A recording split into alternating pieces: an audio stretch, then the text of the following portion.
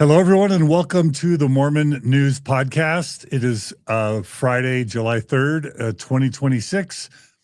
And I like to say the Mormon News Podcast is where Megan from Generally Unquotable explains the week's news to me, John Dehlin, on the fly. We are live streaming as we try to do every Friday. At least that's our current experiment. It seems like people like this show so far. And the headlines, the teasers for today are Rasband's big claim and dangerous revelation.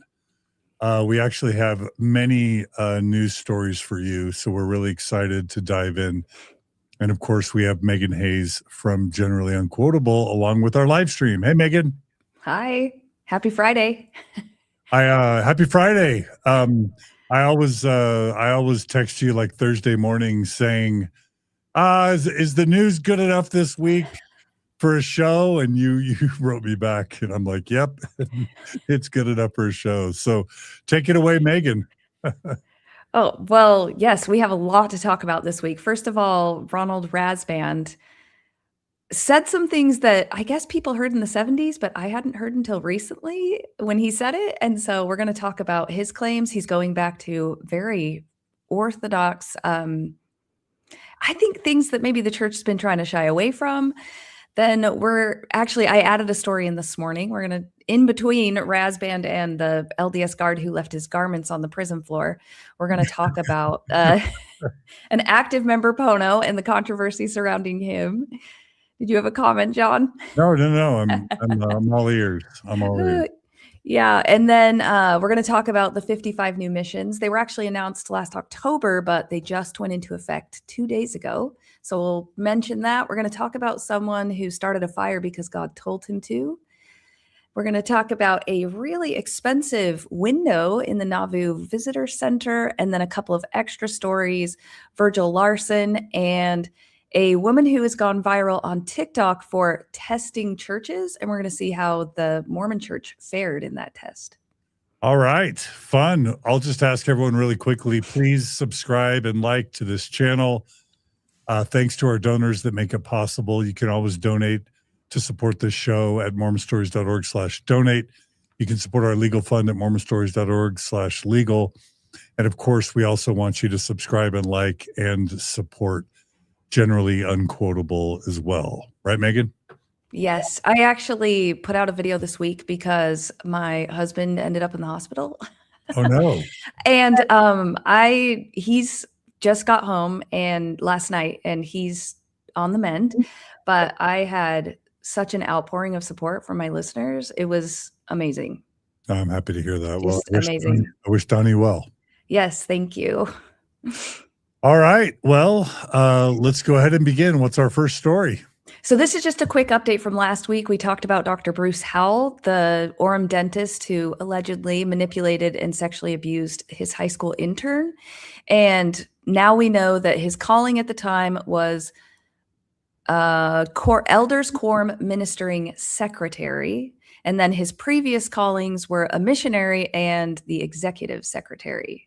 So those are his known callings in the church. I just wanted to give that update because we mentioned it last week, but we weren't aware of his calling at the time. Nice follow-up. I was wondering whether a prominent dentist in Utah County would be a bishop or in a bishopric, but it sounds like we don't have that information yet. Nope, those are the ones we know about. Okay. All right. Well, I hope there's justice because that story was disturbing. Yeah, it was pretty bad. All right. What's Rasband got for us? So they had I tried to find video of this, and it was a live video, which I didn't watch, and then they haven't republished video. But Rasband, Elder Rasband at the BYU Marriott Center gave a speech talk. I don't know how official capacity this is, but it was at BYU, and talked about the U.S. It was for the Freedom Festival. And the Lord preserved the U.S. for the great unfolding of the gospel was the overarching theme of his message. And he said some really interesting things. So we're going to just read through them? Yeah. Okay. There wasn't a lot of video, sadly. Okay. So this just says it was at the BYU Marriott Center on Sunday, June 28th. He was the keynote speaker for the 2026 Patriotic Service. He said, "This promised land is a stepping stone to life eternal, to the presence of God the Father and Jesus Christ, if we live faithfully. That is why it is called the promised land. That is why we love our country. That is why we love our Lord and Savior." Okay, very patriotic. It's also So, very on brand. right? Well, and this land being a stepping stone, I thought was just a weird, I don't know, just a strange way to say that. So then he went on to say, "In the Garden of Eden, in what we today we consider the heartland of America, God the Father and his beloved Son visited Adam and Eve and taught them the gospel," said Elder Rasband. And I mean, that is Mormon doctrine, that the Garden of Eden was in Jackson County, Missouri, and the Book of Mormon musical skewers that. Yeah. Well, what was interesting about that to you, Megan? Well, I just think this is stuff that they don't always put on display. They Yeah. don't bring it out because they know it's kind of weird. Mhm. And he's so proud of it. I don't think I understood that Adam and Eve were in Jackson County, Missouri until I was a teenager or an adult. It wasn't something that was talked about a lot. Well, maybe that's why they didn't make the video public. But yeah, I was absolutely taught that growing up, and the whole Adam on Diamond thing. Hmm. And I understand it. Maybe we're going to cover this, but Joseph Smith had this propensity when he saw something to just like identify it as something that was ancient. So the classic example is when he sees these bones, and he's I think it was Zion's camp, but I'm not sure. But he basically sees these bones and he's like, "That was Zelp the White Nephite, or Zelp the White Lamanite, something like that." And yeah, he was in some part of Missouri, and he's like, "This is where Adam and Eve had the Garden of Eden. It's so beautiful." And everybody's looking around, going, "Really? Okay, that's cool." So that's how Joseph Smith kind of rolled. Yeah, Yeah. and we're just holding on tight to it. They don't talk about it all the time, but when they do, they really go for it. They're very committed. Yeah. Okay. So we're gonna do some Pangea speak, it looks like here. Yeah, this part was the one that I hadn't heard before. So their posterity eventually became so wicked Wait, that the Lord. This is Rasband? Yes, this is Rasband. So this is Okay, a further quote. I screenshotted this right from the church news. Their posterity eventually became so wicked that the Lord cleansed the earth with water, the surface fractured into great continents, separated by oceans, all to protect what was destined to be the promised land, which the Lord God had preserved for a righteous people. Now, of course, I knew that the promised land is the US, when I was a member, and that it was preserved for us, but I had never heard anyone say that the flood that happened during Noah's time floated the US away, and so that it could be preserved and be separate. I don't I Yeah. when I talked about it before, a Wild. few. The Yeah, go ahead. the God's up there going, my people are too wicked. What do we do? I know. Let's cause volcanoes and destruction, and separate the land. It's also weird because I'm sure you know this, but it basically implies, number one, that massive, you know, continental sized land masses can be shifted in a matter of hours.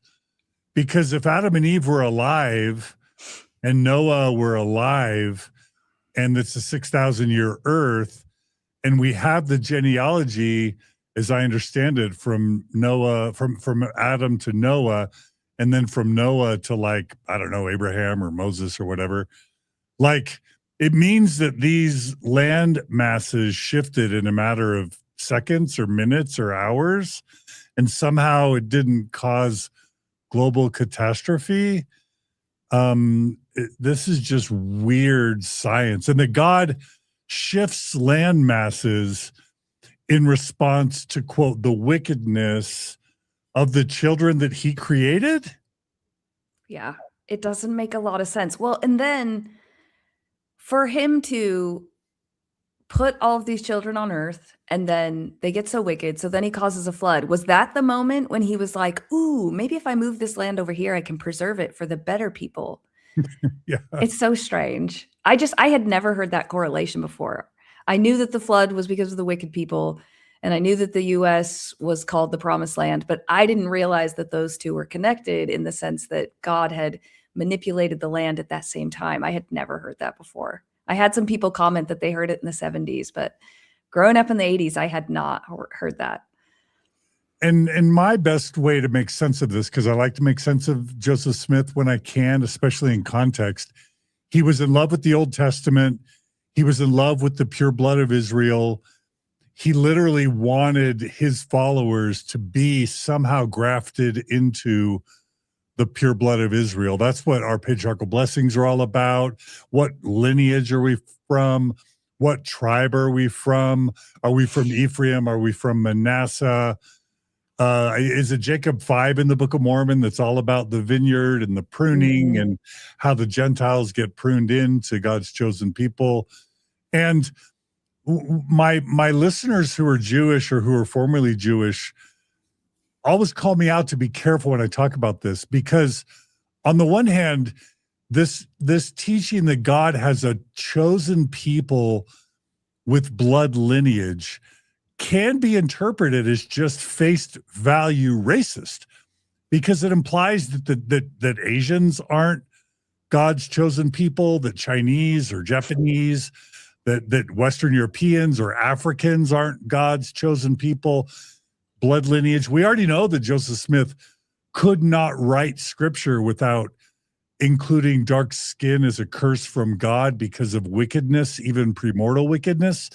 So we know the Africans are, and even Native Americans aren't necessarily God's chosen people, depending on, how you interpret things. But the idea that God had his blood lineage chosen people in the Middle East, 1 or 2,000 years before Jesus is born, it's a very racist teaching. Now, when Jews write me to express concern about that framing, they say, John, Jews take that teaching not as a matter of pride, but as a matter of deep responsibility.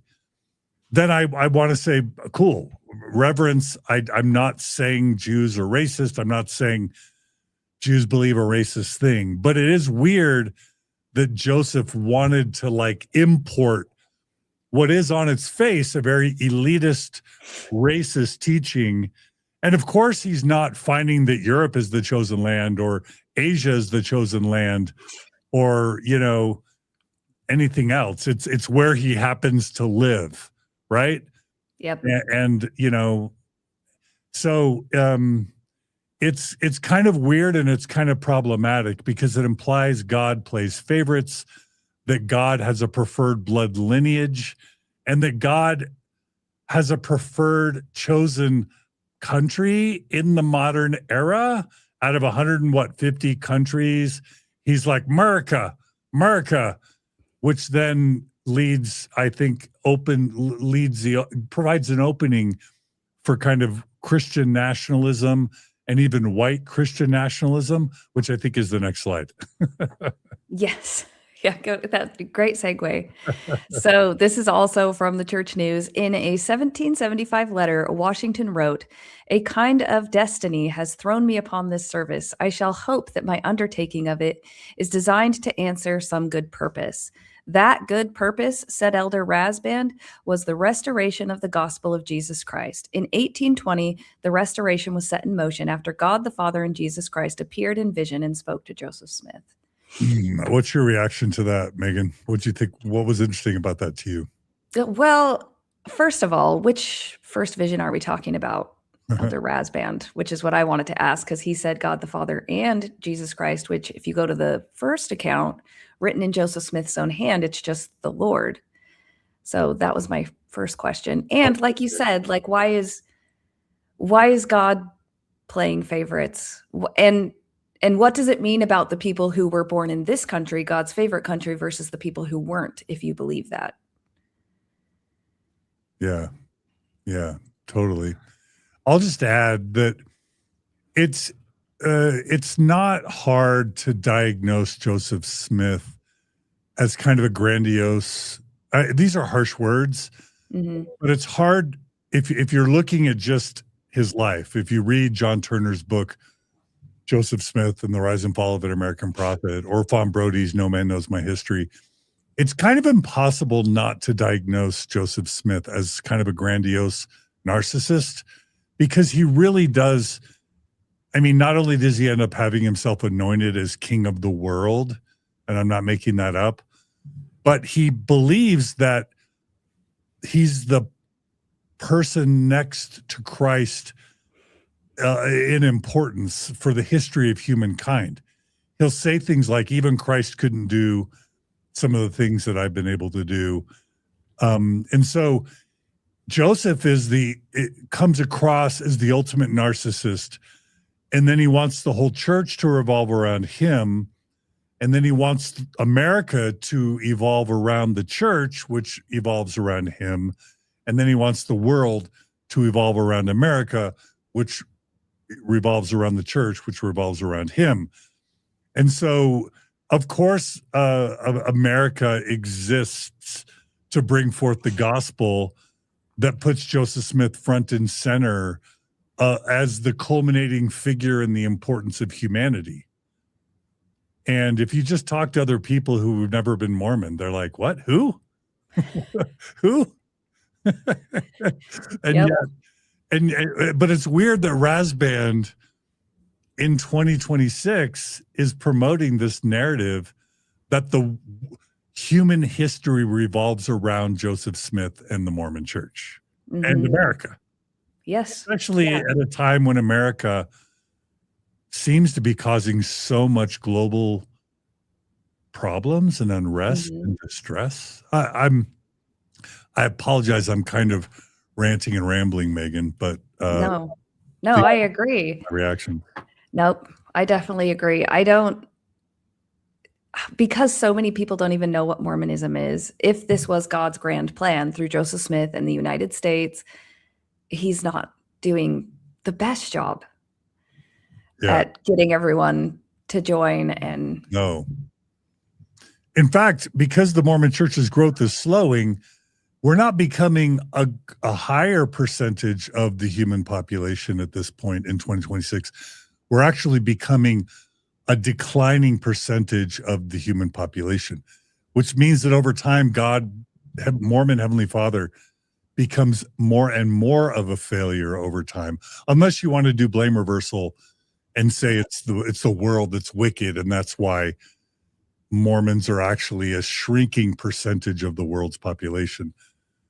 But it's such a unfortunate, I would want our modern leaders to be wise and sophisticated and intelligent, and they're just rehashing the old uber patriotic racist kind of white supremacy kind of theologies, yes.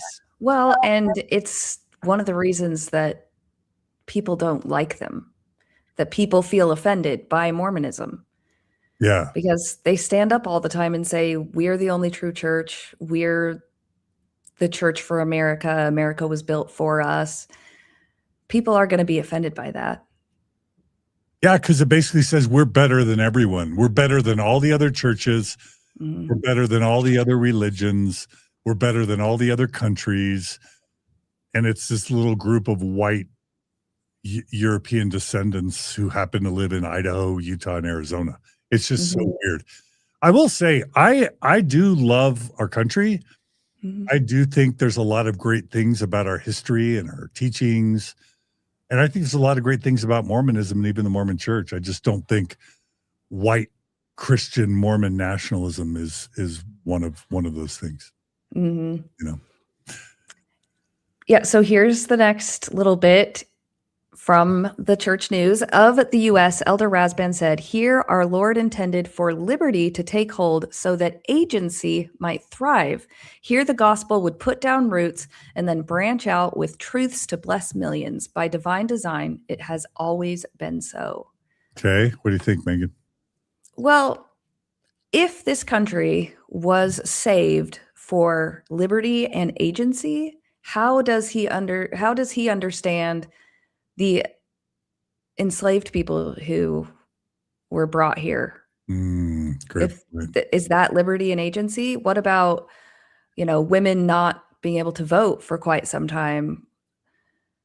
Was God just slow in the agency, or what? Or was the agency and liberty just for the white folks and the men? That's really powerful. And my understanding is that Joseph Smith came down on both sides of the slavery question, depending on, what time of his life. But my understanding is Brigham Young was okay with slavery. My understanding is Brigham Young had slaves himself, and that at least during certain time periods, the Utah Territory under Brigham Young allowed slavery.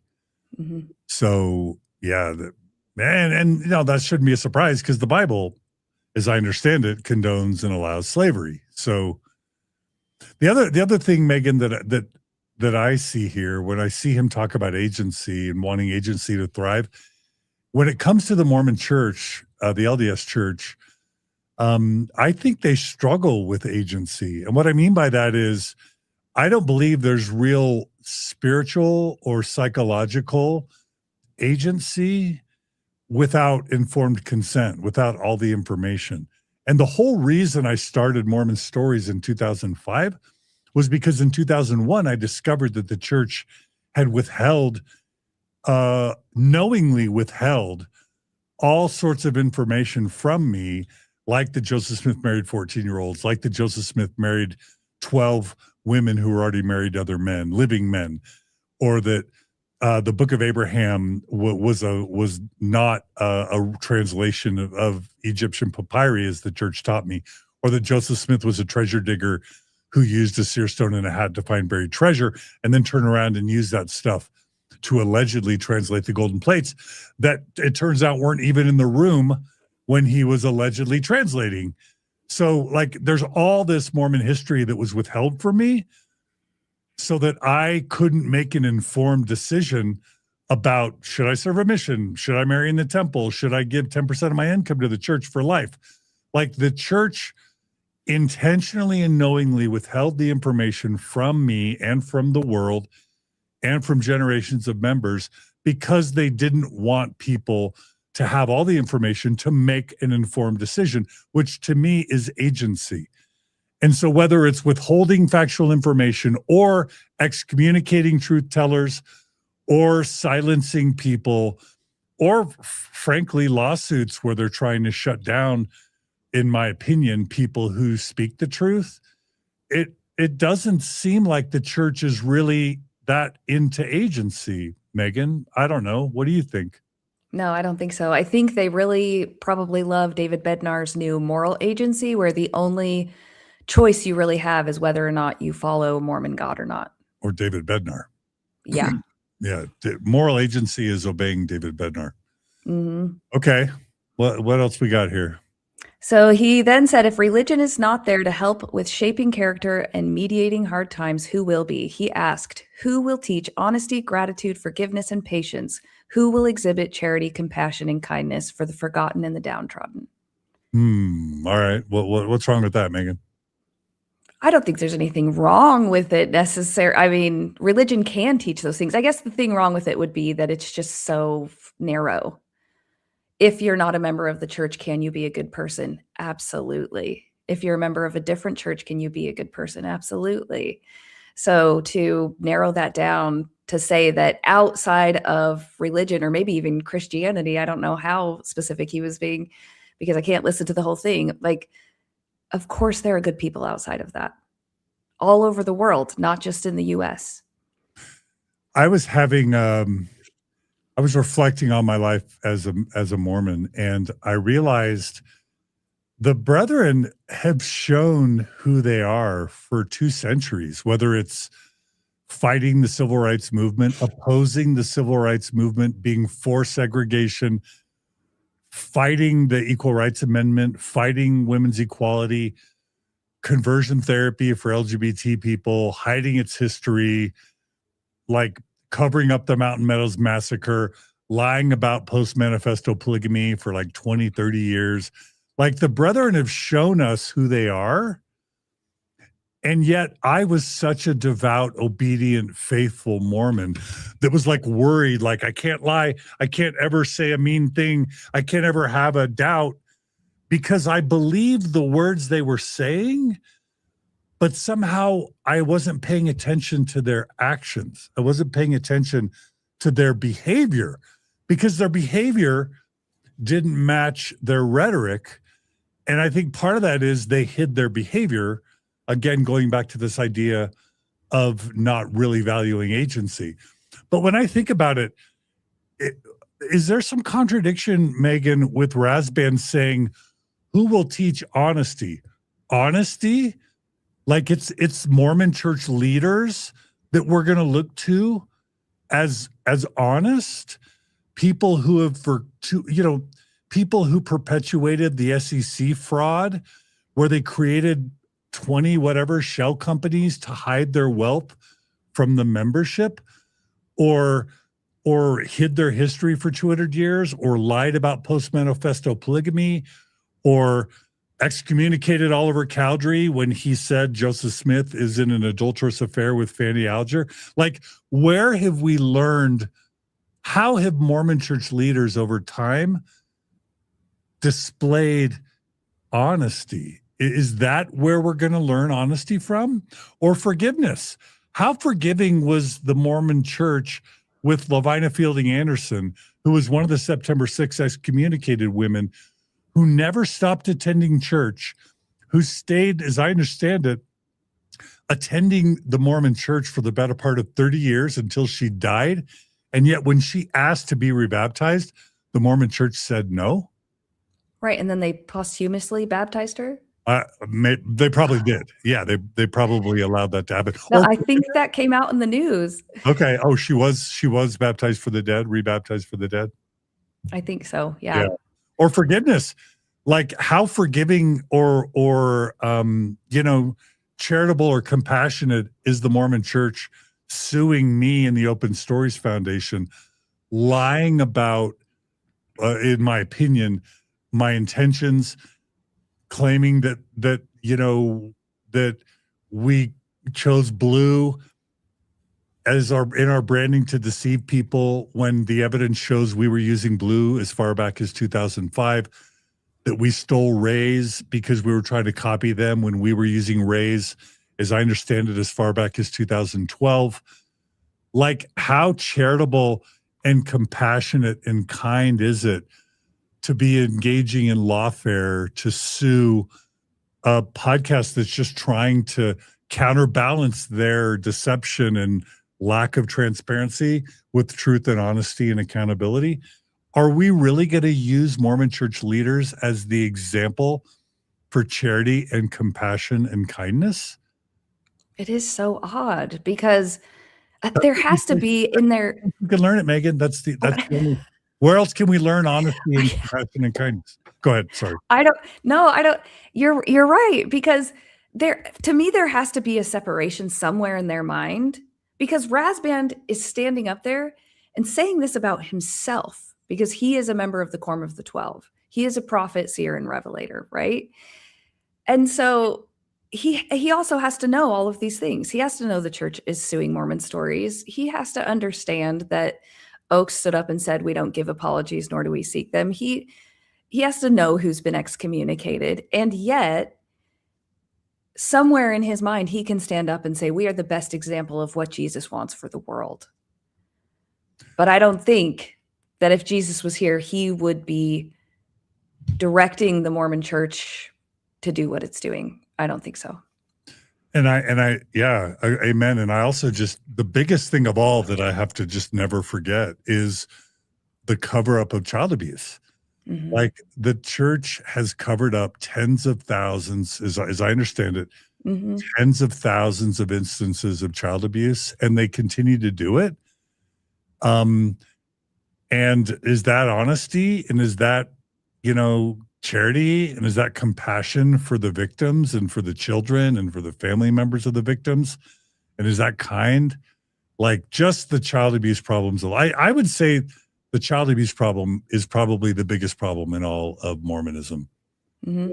Yeah, and we're gonna I think we've talked about it every week, and we're gonna talk about it again this week. Yeah, and we should never forget to mention that D. Todd Christofferson, a member of the First Presidency, in other words, one of the top 3 leaders in all the Mormon Church, it appears knew for at least 5 years that his brother was a child abuser and did not turn his brother in, and instead, as I understand it, was influential in Wade Christofferson's membership records being de-annotated so that he could get rebaptized and get into a bishopric so that he could then have power and influence over more victims.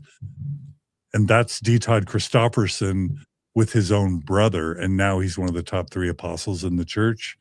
Mm-hmm. Like, we can't, No, definitely not what the New Testament Jesus would do.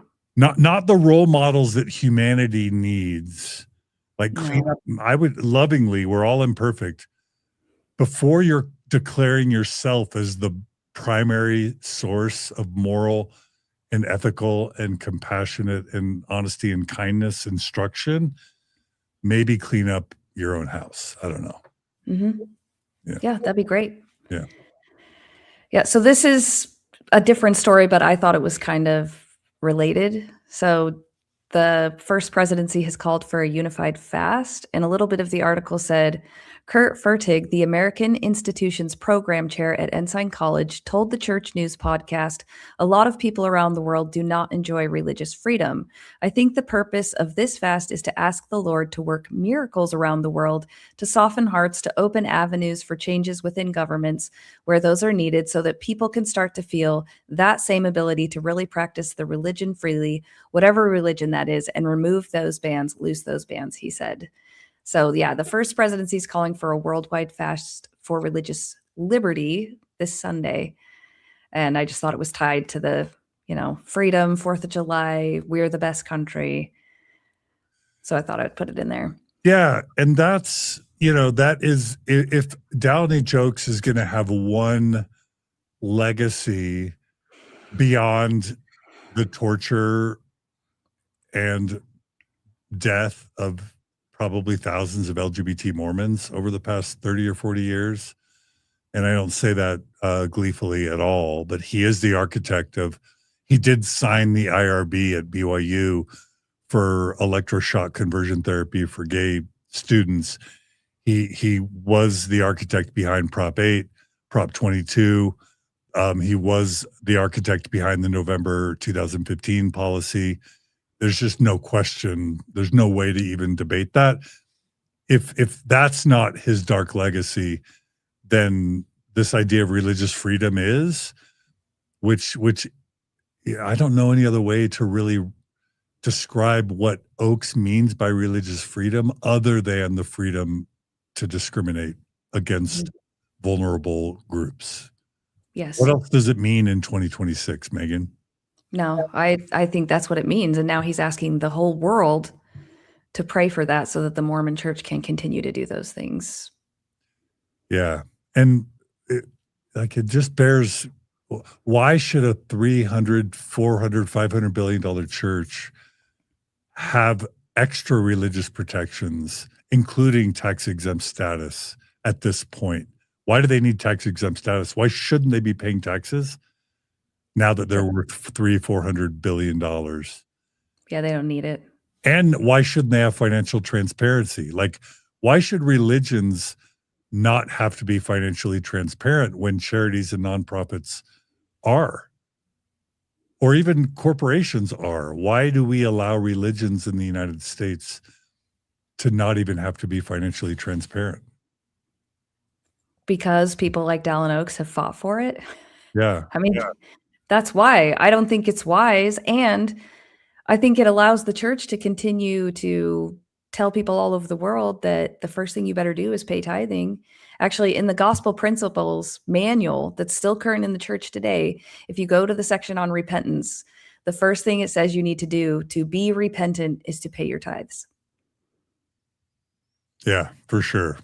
For sure. Yeah. Pay your tithing before you buy shoes if you're poor. Pay your tithing before you buy food if you're poor. That's literally what Mormon general authorities have told people in developing countries for decades. So it's just weird. Like, that's actually one of the most embarrassing things about the United States is religious freedom, because it makes it so Scientology and Mormonism and other high demand religions or cults can thrive here, where like in Europe and even communist China or Russia, those countries clamp down on cults and say, we don't want cults here. We're going to shut them down. But in America, quote, religious freedom makes it so these cults or high demand religions can actually not just be shut down, but thrive and grow. And in our church's case, become a $1 trillion church in within 20 to 30 years. So anyway, I didn't feel ranty today, Megan, but your slides are making me ranty. It's your fault. I'm blaming you. I told you there's always more news to talk about. So this was an email sent out to the Centerville Canyon Ward. It says, "Dear Ward members, the much anticipated 250th birthday of our country is upon us. As we join our countrymen in celebrating, let us also remember that the role God has played in the establishment of the land so that the agency of mankind might be elevated and established throughout the world. Until American independence, there was not a place on earth where religious freedom allowed for the making and keeping of covenants with God through saving ordinances. As an extension of the Abrahamic covenant, wherein through Abraham's seed all the nations of the earth would be blessed, America's founders finally created an environment conducive to covenant keeping, which then proved to be contagious throughout much of the world. The latter-day restoration of these covenants shortly followed. As we wave the flag, watch parades, and enjoy fireworks with one another, let us also remember our covenants as part of our celebration, for that was the end to which American independence was the means." What are your reactions to that, Megan? It's just a reinforcement of what they've been hearing. So this isn't, it's coming from the top, but it is disseminating down to individual members and wards. And they're sending out messages like that on, with the church letterhead at the top. When I think about what's going on in the world right now, like I think we all agree that Maduro, the former president of Venezuela, was a horrible human. And in my civics lesson, the United States doesn't just kidnap leaders of foreign nation states. That's just not how the world works. No, we would never accept someone kidnapping our president and imprisoning them. We would go to war. So just because we have the power or the means to do it. So whether it's the abduction of the president of Venezuela and his wife, our threats to take over Cuba, whether it's our bombing of Iran, which is a terrible regime, a violent, horrific regime in terms of the role that it's played in chaos and violence in the Middle East. No one's going to debate that. But the war that was unleashed upon the Middle East, this sort of patriotic, rah-rah America, God's behind us, is dangerous in the sense that it makes us feel like we're justified as a country in doing whatever we want. And I don't think that's what the world necessarily needs, especially if our goals and motives aren't pure. What do you think? Yes, if we are a Christian nation, if, people really like to talk about, as that email said, how the US was set apart so that the gospel could be on the earth, then we need to do a much better job at functioning as Jesus would. And I don't think any of those things push toward that. People will say, oh, well, he flipped a table. Well, I don't claim to be Jesus, so I'm not going to be flipping that same table. I'm going to try to, offer compassion. And I don't look at other people in other countries and think I'm in the US, so I'm better than everyone. I actually get embarrassed sometimes by what we do as a country. Yeah. And I'll just say that You know how I've said a million times it should be illegal to say that you spoke with God and here's what God wants you to know, to speak on behalf of God, it should be illegal. I think it should be illegal to claim that God is behind your country specifically at the exclusion of all other countries, because it's just too much power, too much hubris to believe that yours, of 150 countries in the world, yours is God's one true country. And it's the only country where religious freedom is allowed, where you can keep covenants and, get God's saving ordinances. Like, anyway, can I just also just say, can we please, Mormon Church, stop using the word seed when we're talking about lineage? I don't mean to be crude, but Megan, what seed is a euphemism for what? For sperm, It is a certainly. euphemism for sperm. And this letter says Abraham's seed, through Abraham's seed, all the nations of the earth would be blessed. So thank you, Abraham, for your sperm. And now I'm sure the Middle East feels very blessed because of your sperm, Abraham. I'm sure United Arab Emirates and Qatar and Oman and, Lebanon and Syria and the Gaza, I'm sure all of the world is feeling very blessed for your seed, Abraham. Your seed. Let's just take all the manuals and take out seed and put sperm and then just see what happens. It'd be great. Yeah, like embracing white Christian nationalism is the opposite of what the world needs right now, in my opinion. And it's an example of the Mormon Church leaders always being 30 plus years behind the times, whether it's on getting rid of polygamy, whether it's on the civil rights movement, whether it's on equal rights amendment with women, whether it's on the LGBT, support and affirmation, doubling and tripling down on white Christian Mormon American nationalism is just the wrong direction for men who claim to be led by God and to be special witnesses of Jesus Christ. Mm-hmm. And who are doing everything they can to spread their version of Jesus' story in other countries, especially Africa right now. Yeah. Yeah. All right. What's this? So if you don't have something to do on the 4th, you can go clean the stake center with the Independence First Ward. Let me bring it, like it's small, so let me bring up a bigger word so I can read it. Hey, at least they're using AI. I'll read it. Friends of Independence Okay. Ward, it's our turn to clean the stake center. What a great time to serve as a ward family. I hope to see you there. I love you, Bishop. I Yeah, just thought it was funny. many hands will make quick work of cleaning the stake center. And the truth is, like, yes, on the one hand, the church is a $300 billion organization and they can afford to hire janitors. But on the other hand, in defense of the church, it's probably better for the members to do some service and to help support the church they are a part of and benefit from. So I am never as bent up about the church asking members to help clean the chapel as other people. That's just my opinion. What's your opinion, Megan? Well, so a family member of mine had, his father was a custodian for the church when they phased him out and he lost his job. So that was aggravating, obviously, for him and his family. My other thing is that, yes, I think it creates some ownership.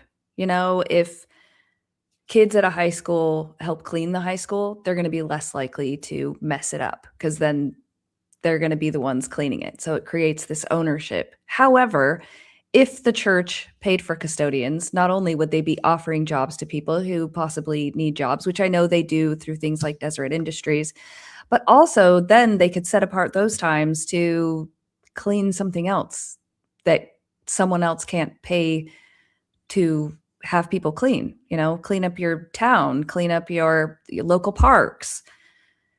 That time could be allocated to something else where the money is more needed. Yeah, that's valid. Scab J7G writes, if the church wasn't so wealthy, I'd agree. So basically Scab is saying, yes, in theory, it's okay for members to help clean up a church, but maybe not if the church is so fantastically wealthy.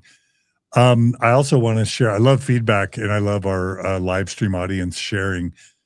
Miguel, the Alpaca 8971 says, to be fair, in China, it's atheists who suppress religious freedom.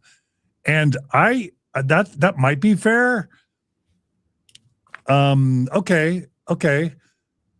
But I mean, my reaction was, I don't care who does it. Like, I just want cults and high demand religions that are deceptive or abusive to be held accountable and not to be protected and nurtured to grow exponentially with all the protections. So I don't know if is that a pro-atheist comment? Is he basically saying we should give atheists credit for holding cults in check in China? Yeah, maybe. I could see how that could be the case, or people feel that way for sure. But I agree with you that they should not have protections that even you or I don't have, high demand religions or cults. Yeah, I have to publish a 990 every year for my nonprofit. I have to publish my own salary. And I think that's good. I think accountability is good. Would I rather not? Yeah, I'd rather not. But I think just because it's uncomfortable, but that's a good thing, right? It keeps us accountable. I also have to add, Haley Cram says Megan has grace. What do you think about that, Megan? I say thank you. Yeah, it took me a long time. I mean, I've been out of the church for almost 8 years now, and I've gone through all of the stages of grief, right? I was very angry and I still hit that sometimes, but I now find it fascinating and actually enjoy trying to see things from both sides. Yeah. Keeps things very interesting. Me too. I want to be that way too. I'm a little bit, I don't know if I'm salty today or if you just chose really intense stories. Don McCarty writes, hey, everyone, made it to my first Mormon Stories Live. Welcome, Don, and everyone who is joining us either for the first time or just in general. Tongan Jedi writes, atheism in China isn't suppressing religion. The Chinese government is suppressing religion. And yeah, I don't want to say that the Chinese government should be glorified either, because I think they have big problems. And it could be they're controlling religion for nefarious purposes. Because I do like the idea of freedom of speech and freedom of assembly and freedom of speech. And I don't think China is a shining example of those things. But again, I do like cults or high demand religions being in check. Okay. What's our next clip? This is also related. This is from the Salt Lake Tribune, and they're talking about one of the spiritual advisors who is higher up in Trump's, I don't know what word I was going to use there, but anyway, he's advising at the highest levels, and this is what he has said recently about the Church of Jesus Christ of Latter-day Saints. I'm gonna title this section MAGA Mormons, the MAGA folks, the MAGA leadership aren't the friends you think they are. That's how and again, I'm not being political, I'm just being descriptive. If you're a Mormon MAGA person and you think MAGA likes you, pay attention. Let's roll the clip.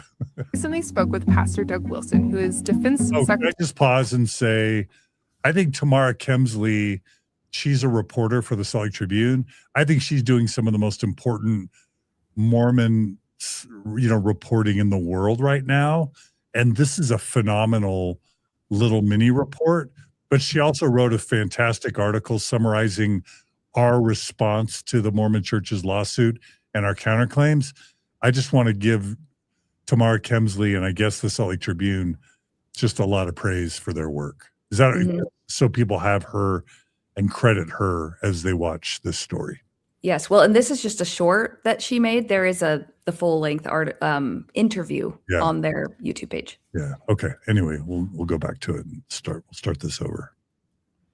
Being aborted and same-sex mirage weddings, kids being aborted and same-sex mirage weddings are a far greater problem than Mormons voting. I recently spoke with Pastor Doug Wilson, who is Defense Secretary Pete Hegseth's spiritual leader. Wilson is a self-identified Christian nationalist and someone who has been steadily gaining prominence under the second Donald Trump administration. Through his sermons, book, blog, podcast, he is tirelessly engaged in constructing a society whose leaders and laws accord with what he believes to be biblical principles. I wanted to know where the Church of Jesus Christ of Latter-day Saints and its members fit into that America. In my ideal Christian republic, I'd want all office holders to be Orthodox Christians. Wilson's definition of Christian excludes Latter-day Saints. The Constitution would be Christian, and the oath of office is to uphold the Constitution. Then you'd want to entrust the care of that to people who understood it. He opposes abortion, except for in the case of to save the mother's life. He supports a ban on same-sex marriage and no-fault divorce, and he believes only one member from each household, typically the husband, should have the right to vote. When asked if Latter-day Saints should be allowed to vote in his world in this hypothetical system, he hesitated. Kids being aborted and same-sex mirage weddings are a far greater problem than Mormons voting. So what would Latter-day Saints have to change about what they believe and how they practice in order for you to consider them fellow Christians? The LDS position is that as God is, we may become, and as we are, God once was. And there is a multiplicity of them. Who is this Jesus? Well, he is someone who used to not be God. Just like I'm not God right now, he used to be in that same position. And I'm going to be in the position that he's in now, which is being God over some planet or other. And I would just say, just on the surface of it, that's just a different faith. The pastor told me he wasn't involved in the decision to leave Latter-day Saints off the list of Christian faiths from the directory of recognized religious affiliations used by the Defense Department's Chaplain Corps. I'm happy to tell you I had nothing to do with it, but it looked to me like a Pentagon snafu, not a deliberate Pete Hegseth saying, let's make sure that the Mormons are not on the list of Christians. And the reason for that is that there were other groups, manifestly not Orthodox, that were left on, which told me that there was not a doctrinal purge going on. Experts on conservative white evangelicals don't think that Latter-day Saints should start worrying about seeing their voting rights stripped away anytime soon, but any movement toward a reconciliation that might have been underway in previous decades is almost certainly over. As Calvin University's Kristen Kobe-Dumais put it, with conservatives in power, Latter-day Saints' electoral muscle is just less valuable. And that means evangelicals simply don't feel the need to play nice anymore. There's so much there, Megan, but let me let you go first. What do you think's interesting about that, or shocking, or troubling, or amazing? Oh, it was shocking. I don't know if it's a resurgence, but it just feels more present lately of people wanting to go back to very traditional 1950s. The wife stays home. She doesn't need to have as many rights. She doesn't need to vote. Maybe she can't even own property. And the husband is the breadwinner. And that sort of view is, I mean, I grew up under that, but it's still so shocking to me that in 2026, people think that going back to that is what's going to save our whole world. It's very strange. But yes, also, as you said, this guy is not a friend to Mormons. I think he thinks they're blasphemous. Yeah. Do we know for sure? Okay. I just asked the internet, who is Pete Hegseth's spiritual advisor, because I don't want to just accept that just blindly. And so what it says is Pete Hegseth's closest spiritual advisor is Pastor Brooks Pottinger, an evangelical minister at Pilgrim Hill Reformed Fellowship in Tennessee. And then it says Hegseth has also cited theologian and pastor Doug Wilson as an important spiritual and ideological mentor. Hegseth attends Wilson's Communion of Reformed Evangelical Churches network and even brought Pottinger to the Pentagon to lead worship services. So what this is saying is that Hegseth like attends churches in Doug Wilson's network and sees him as a mentor. And so, okay, I just wanted to kind of fact check that a little bit. And first of all, what is he doing calling it same-sex mirage? Like, is that insulting? Yes. Yeah, he was doing that very intentionally. The first time I listened to it, I was like, did he just say mirage? And so then I went back and listened again and I was like, oh, he did. He's saying it's not real. That's what he's saying. And that's, I mean, again, that's a theocracy. Like the Supreme Court declared that same-sex marriages are legitimate. So they're legal marriages in the United States. So for you to allow your religious views to just devalue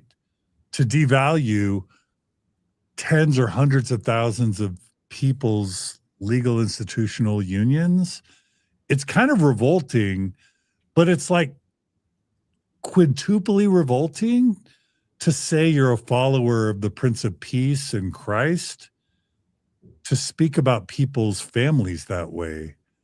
So that's kind of revolting and disgusting to me. Even if you disagree that same-sex marriage should be legal, why not do the Christ-like thing and talk about people's families in loving, respectful ways?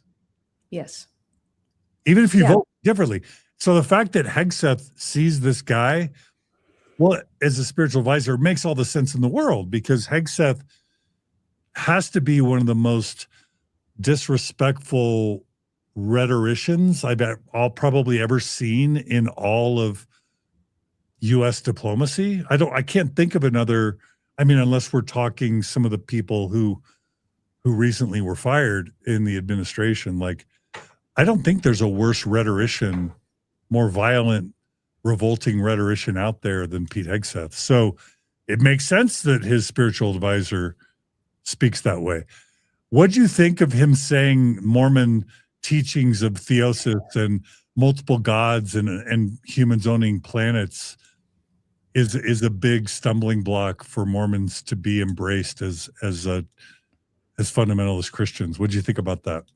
Well, I mean, I understand why now Mormons are have been for years trying to distance themselves from that since Hinckley. I mean, maybe that was something that Hinckley saw around the corner, was that we better kind of shut this one down a little bit and say, I don't know that we teach it. I don't know that we practice it on national television. But, that was actually the part of Mormonism that made sense to me, was the part where God and, Heavenly Father and Heavenly Mother had children, and those children have children, and then they go on to be gods. That made sense to me. So the fact that other people dislike it so much was something that I hadn't thought about until I wasn't really an active member anymore.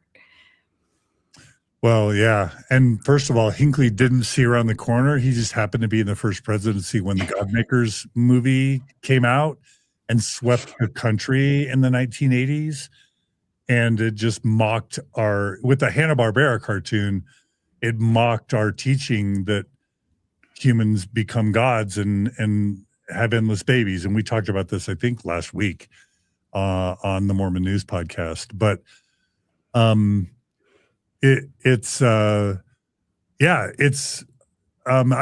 will say in Joseph Smith's defense that traditional Christian theology about heaven is tediously boring and dull, that all we're going to do in heaven for eternity is like play harps and sing and worship God.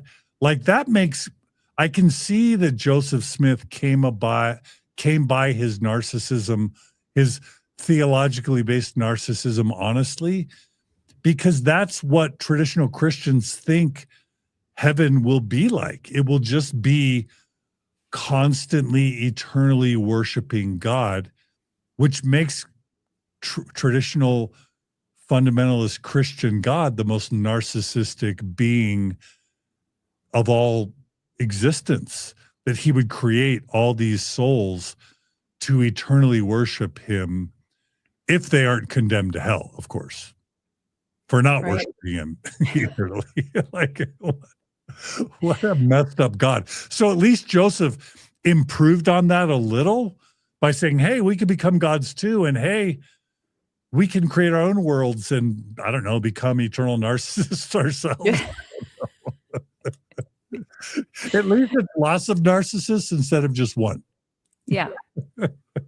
Yeah, it's great. No, but it made way more sense to me. I was like, I'm ready. I'm ready to create my own world. I'm going to put some weird stuff in it. The sciences will puzzle over for years. Will Mother in Heaven have dreadlocks? I don't know. You know what? I will. This Mother in Heaven will. Anyway, what did you think about him saying that he was not involved? Why is he happy to tell us that he was not involved in the Department of Defense exclusion of Mormons as Christian? You would think if he really thought we weren't Christian, he would be proud to have any association with the declassification of Mormons as Christian. So why do you think he said he was happy to say he wasn't involved?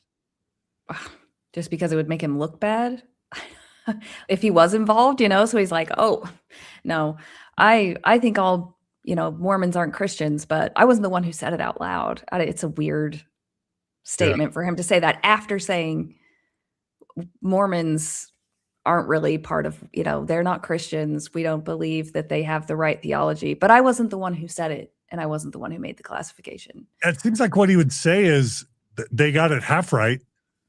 I'm glad they declassified Mormons as not being Christian, but they left off some other, Protestant churches that should get the boot, or cults. Because I think Seventh-day Adventists and Jehovah's Witnesses were left on as Christians. Which it was a mess. Shows where we are in the pecking order. Right. Well, and maybe that's why he said he wasn't part of it, because if he did it, it would have been done better. So the Mormons and the other ones would have been left off. Yeah, it's still a little bit weird. It is weird. And then I'll just say this, that like obviously the trad wife phenomenon is on the rise, and that's tied to white Christian fundamentalist nationalism. But we're literally getting to the point where there are hundreds of thousands, if not millions of Americans that think that the vote should be taken away from women. And I'm not making that up. Mm-mm. This guy, Doug Wilson, one of Pete Hegseth's two top spiritual advisors, believes that there should be one vote per family. And the only family that's legitimate is a traditional standard one husband, one wife Christian family. So gays can't vote, non-Christians can't vote, and women can't vote. So the only people that can vote are in effect Christian men. Mm. That's, as I understand it, please correct me, viewers and listeners, if I've got Christian nationalism and Doug Wilson wrong, but that's my understanding of his thoughts on democracy. What is that your understanding, Megan? Yeah, and I've heard it from other people, not just him. And the first time I did, I was like, are we serious right now that women shouldn't? What about the household that's a single mom with her kids? I mean, they don't allow for anything outside of their perfect vision of what a family is going to look like. And I don't want to be part of a country that is going backwards in that way. Yeah. We have a comment from Sis, you should have been a detective. I don't know if she's referring this comment to us or to other commenters, but it says you are not supposed to show any political bias. And And then she goes on to write, Doug Wilson and LDS do have some of the same goals politically and culturally. I just want to say that I don't think of Mormon stories or even myself as being partisan. And when we call out what Pete Hegseth believes or teaches or who he admires, or even if we comment on war policy or Christian nationalism, or even if we mention MAGA, I just want to be clear. That doesn't mean I'm telling the world they should be Democrat or that I like Joe Biden or that I'm partisan at all. I just want to make sure, because I've always wanted Mormon stories to feel safe for everyone, regardless of political persuasion, and I still do. And I don't believe that God has a political party, or even that one political party is inherently better than another, or that I even can tell people how to vote. But are we so fragile that we can't talk about politics in a religious or a moral context? And that if we do make criticisms on one side or the other, that like we're going to shut off and stop listening because Mormon Stories is partisan? What do you think, Meggan? How do you handle politics with your channel and with your own worldview? Yeah, I'm very similar. I do talk about it sometimes, and I always get similar comments saying, this side's better and this side's better. And like I said previously, I like to look at both sides and give them equal, pick them apart equally. Because when I left Mormonism, when I was in Mormonism, I was all in. And when I left, then I was all the way out, and I was angry, and and I have found that when a pendulum swings from one side to the other, it will hopefully eventually rest somewhere closer to the center. And I say that because I think both sides have good and both sides have bad. And if we want to have the healthiest country, then we need to find the middle ground. And it's become so polarized where, like you said, we can't say MAGA and then someone's just offended because we even use that term. If we can't talk about it, we can't eventually get that pendulum to settle. Yeah, we should be able to talk about wokeness and MAGA. And yeah, for me, it's middle ground, but it's also just discourse. We need to be able to talk about these things. Or I think we're toast. And sis, you should have been a detective, followed up and said, I was not calling Mormon Stories as being biased. Sorry, I enjoy MS. And sorry, I hope I didn't mischaracterize you. Thanks for the clarification. I just think it's important because I don't want to not be able to talk about the intersection between religion and politics, and the intersection between Mormonism and politics.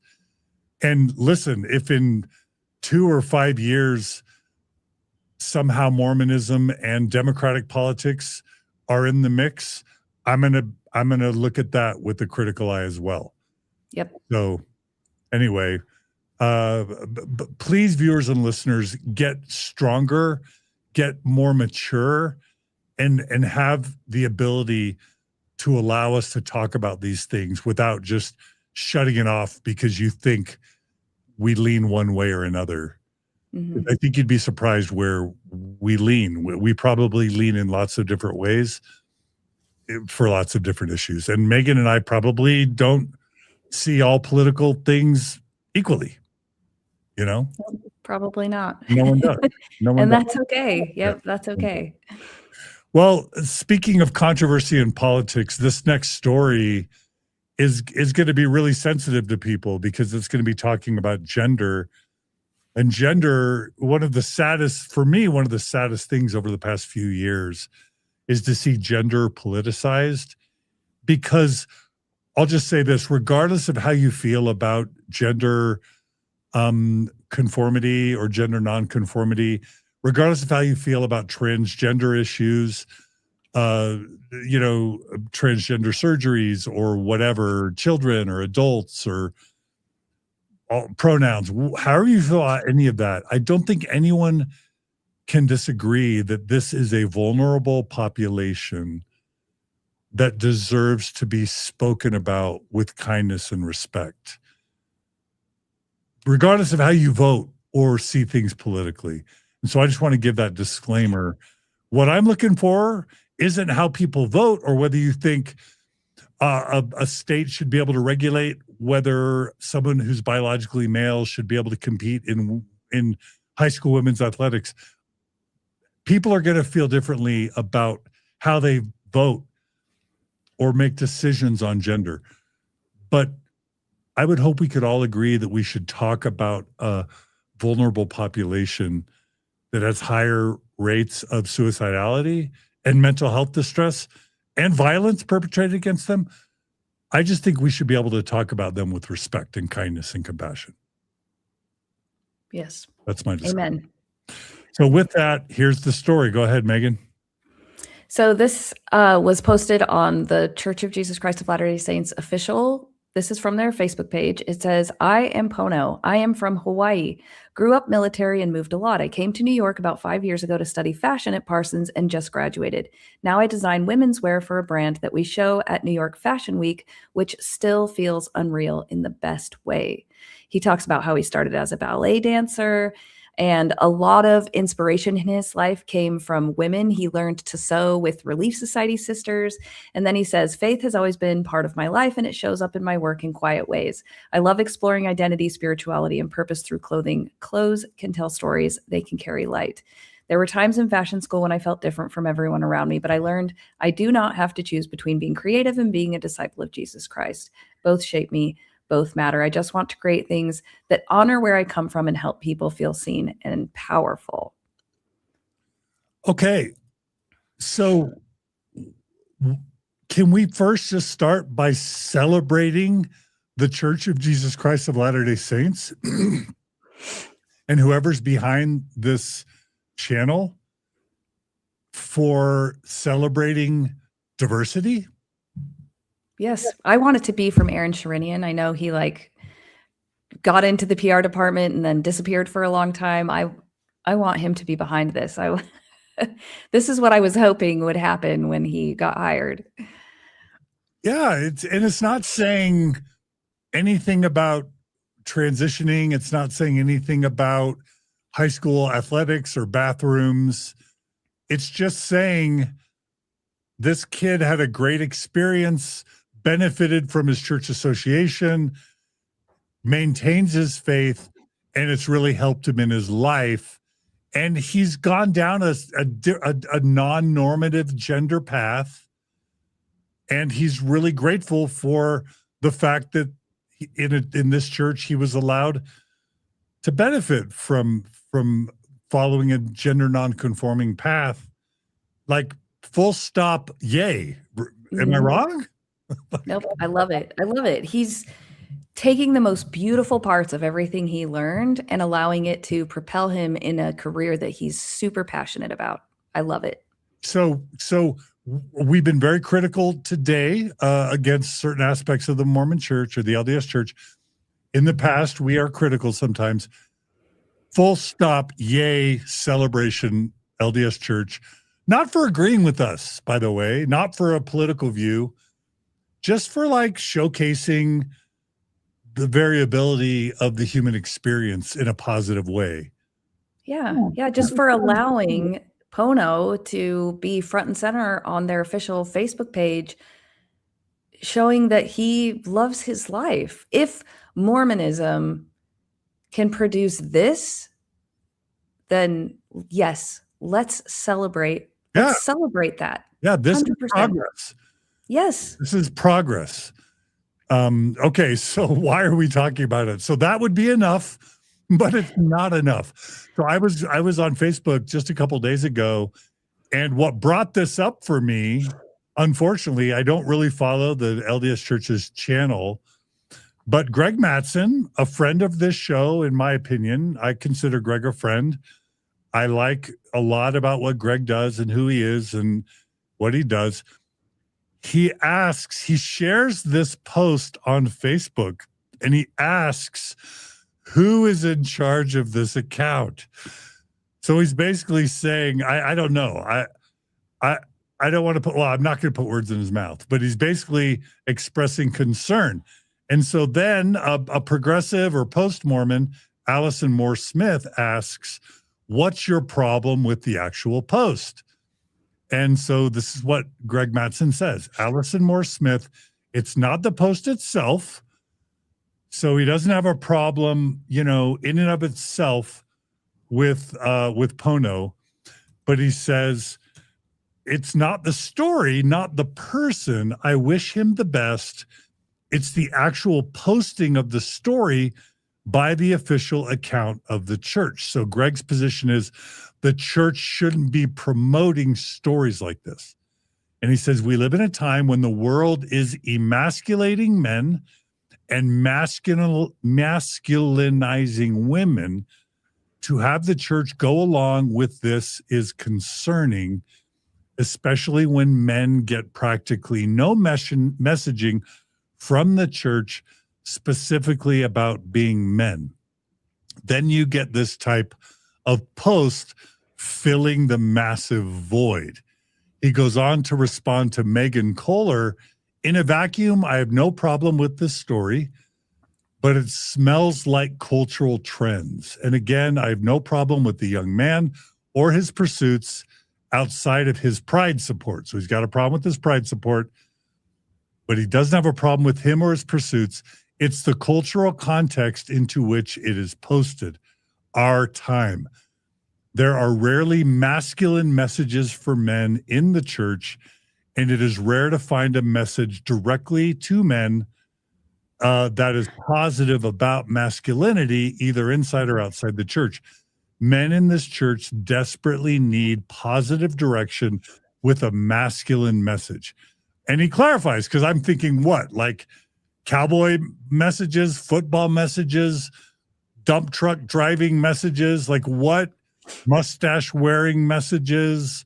What is the masculinity he's looking for? And he basically says, I'm not talking about just some cowboy grit. I'm talking about how the gospel works hand in hand with the masculine and the feminine, mercy and justice. Is he saying women are mercy and men are justice? I'm curious. Christ is full of grace and truth. Is he saying women are forgiveness and men are bearers of truth? I don't know what he's saying there. Our Western culture will dwindle in large part because of this.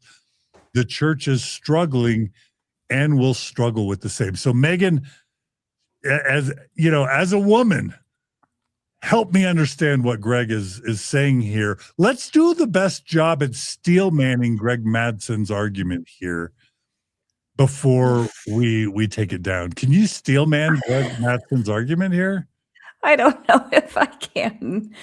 Oh, that was a tough read. I mean, okay. If I'm looking at it with my Mormon brain and I'm seeing how things are changing and how the church is shifting from the church that I grew up in the 80s, where, like I said before, things were very traditional. My dad went to work and my mom stayed home, and constantly from the pulpit, the leaders talked about women's places in the home. The women are the nurturers.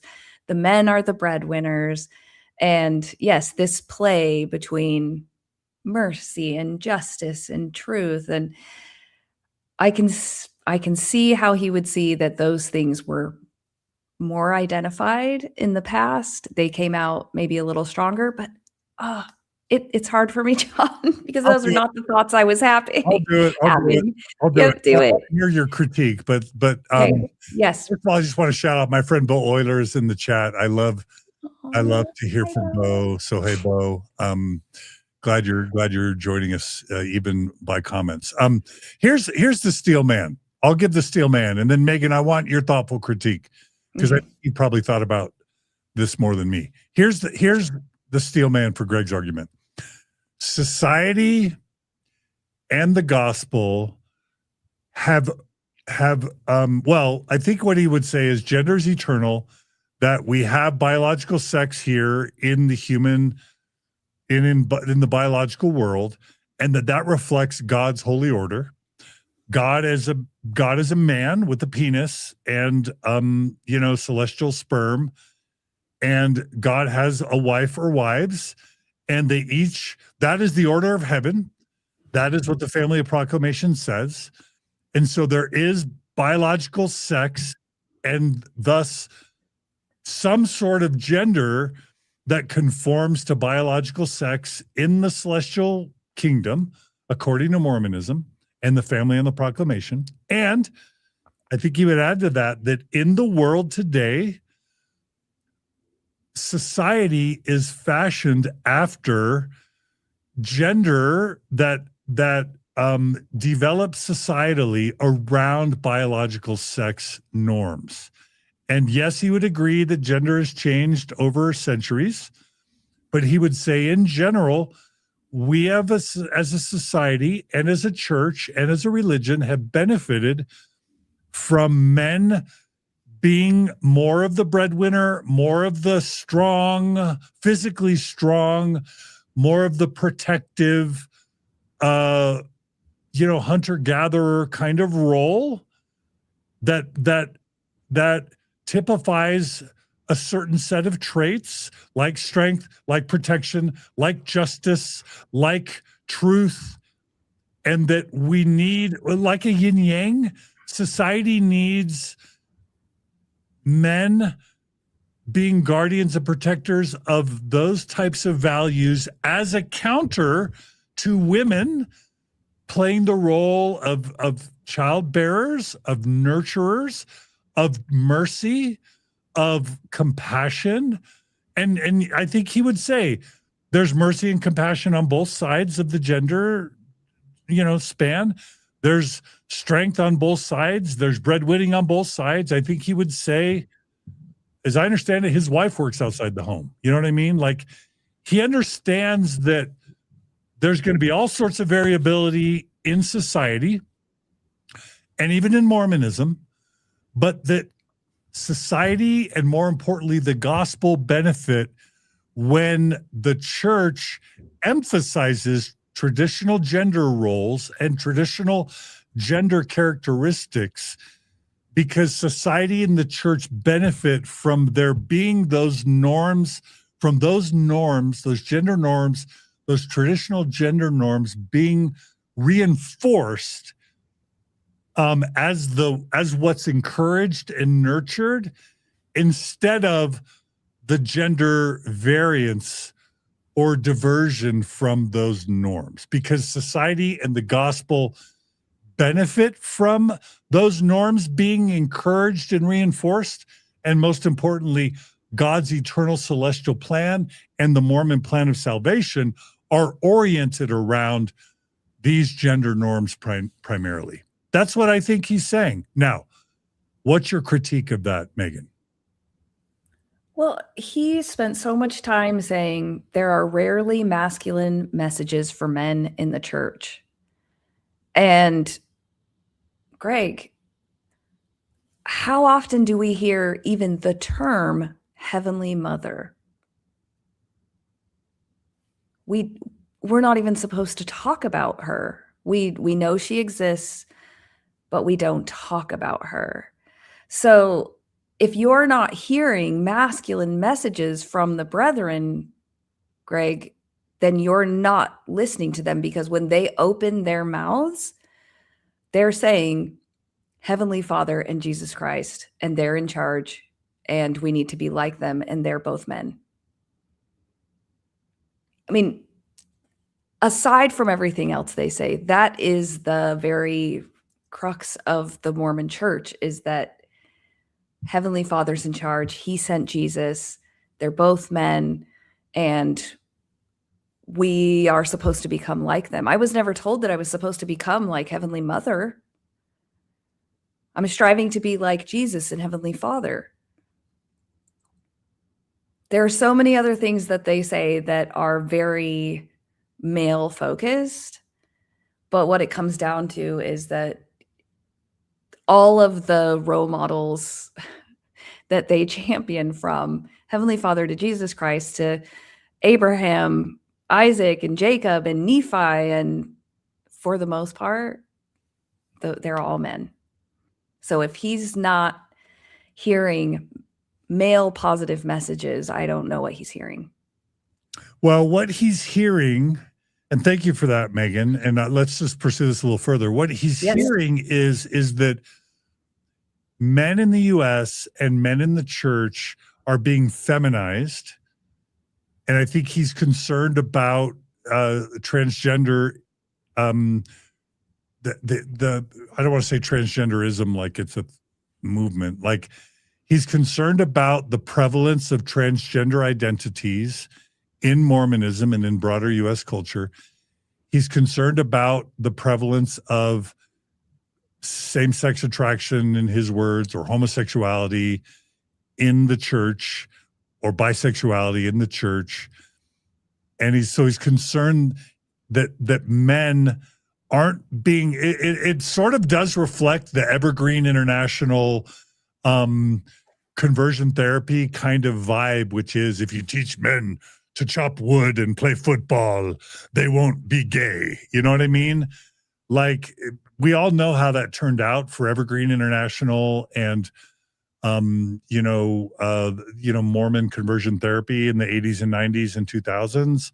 And the church has really distanced itself from that, because I don't think chopping wood and playing football makes gay men less gay or cures otherwise gay Mormon men, cures them and makes them heterosexual. But that's kind of what he's implying, is that if the church put out ads, "Hi, I'm Bill.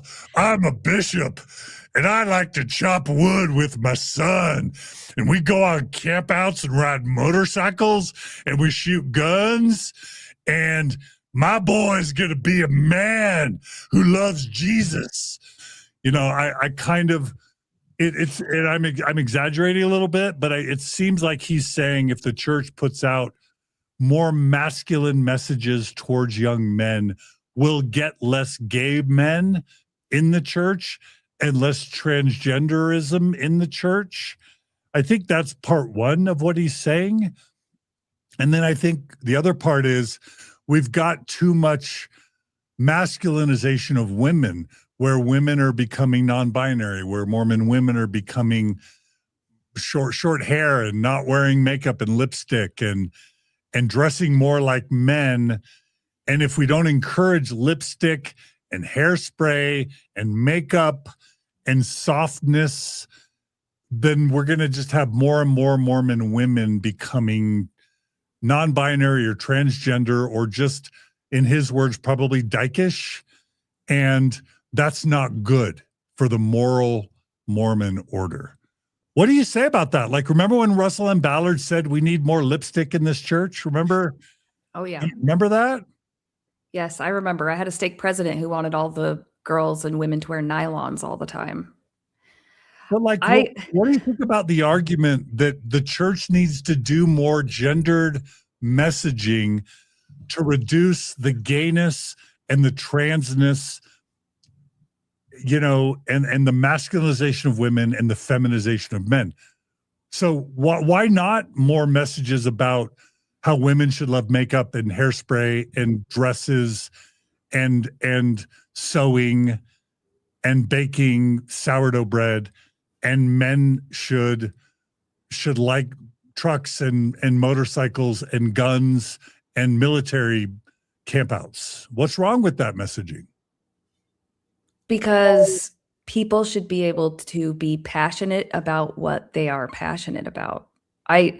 There is a quote, I should look it up, that talks about if we had more people in the world who found something that they were passionate about and then did that, we would have a better world. So when we are trying to force people into certain boxes, it actually hurts all of us from being the fullest, most compassionate, most brave, wonderful, happy, loving people that we can be. Because if I am told the only thing I can do is to nurture, and that doesn't include driving trucks or shooting guns, but those are things I'm really passionate about, then I have to shut down the part of myself that I identify with the most. And then I might have more anxiety. I might have more depression. I'm probably going to show up in ways that aren't super authentic. So it's just counterintuitive to having people who really love and enjoy life to put them into these boxes that they might not fit in. Yes, there are a lot of people who fit into these traditional boxes and feel passionate about those things. And then there are some that aren't. And it only hurts people for them to think that they can't look outside that. It's just so limiting.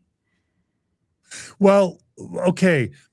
I think that, and I'm trying to have just a thoughtful, fair conversation. Yes. So I'm doing my best to, again, represent what I think Greg's position is. You use the word force people into boxes.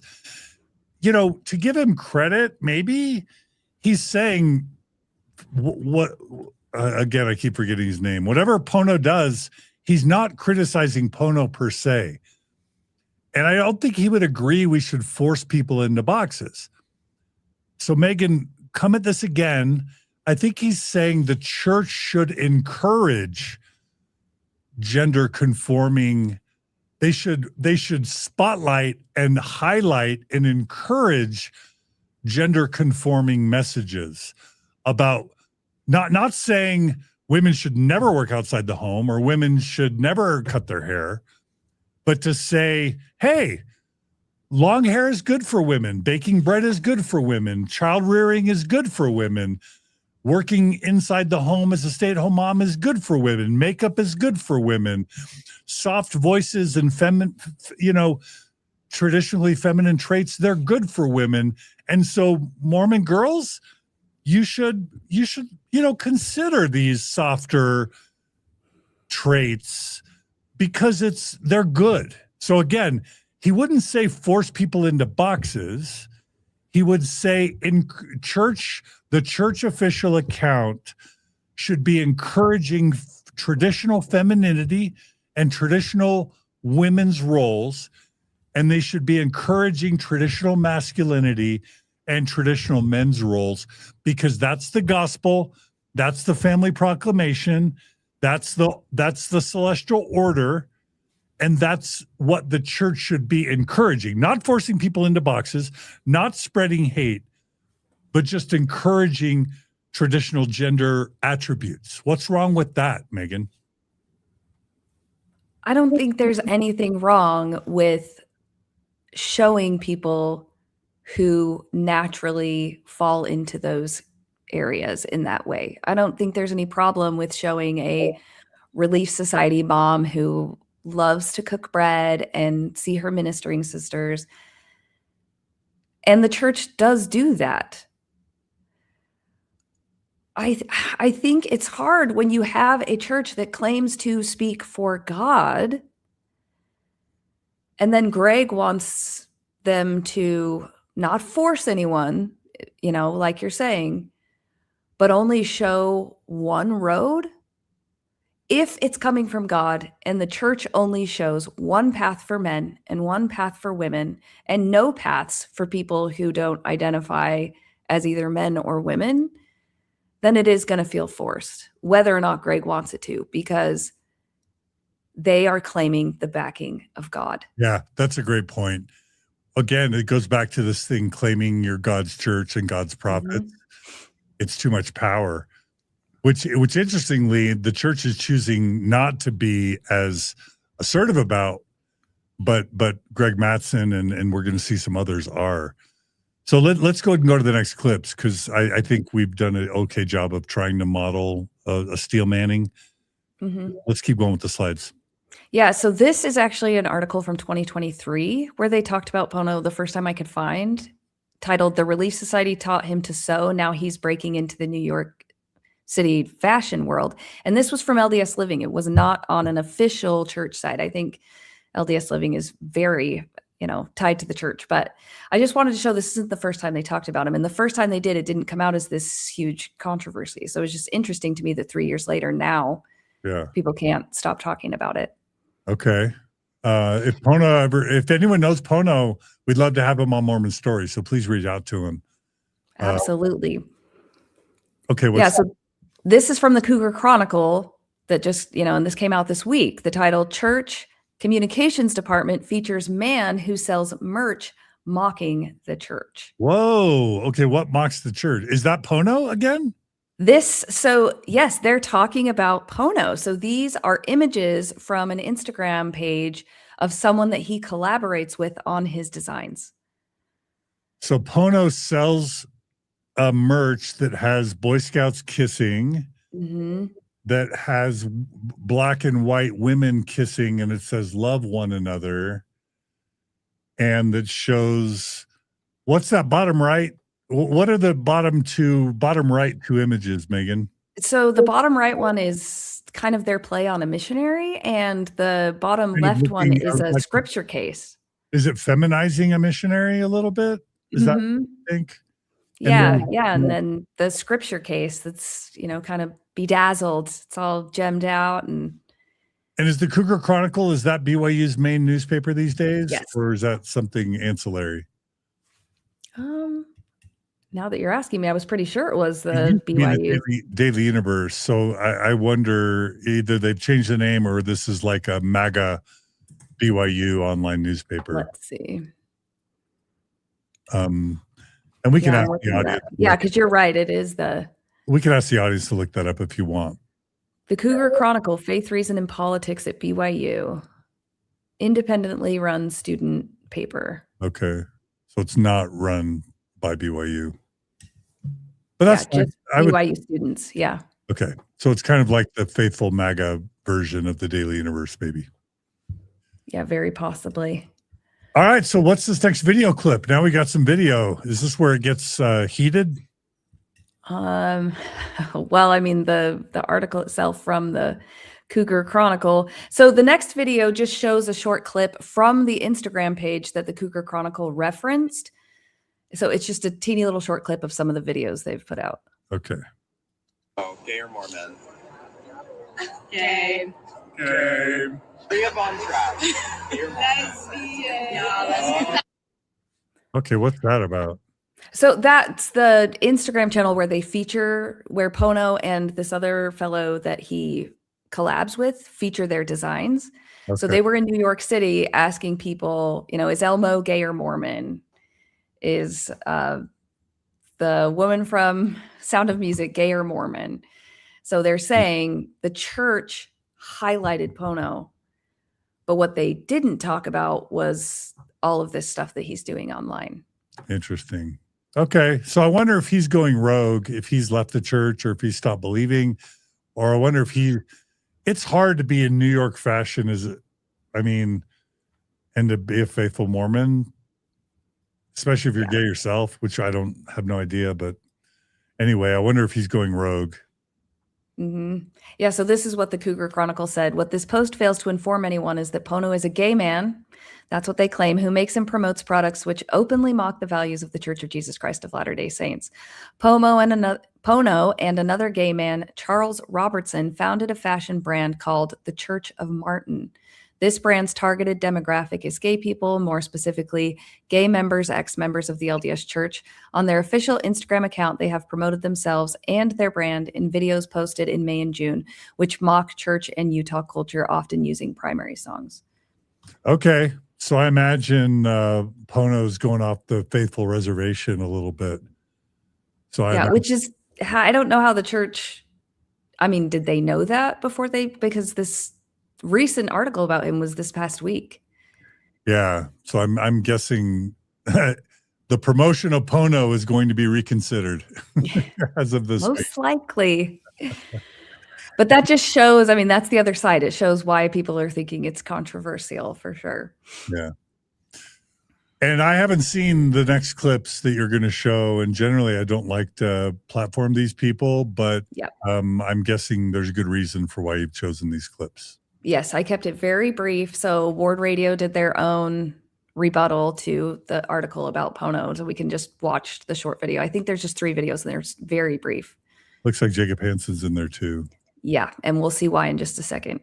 If I would cover the, quote, Pono controversy. In a very long time, I have not received as much excitement to cover something while people are aghast to participate. So why is this a controversy, Jacob Hansen? It seems like the church's PR department, it never really seems to point towards men. There's very little sort of masculine messaging in the church. Yeah. Now that's a little bit of a critique.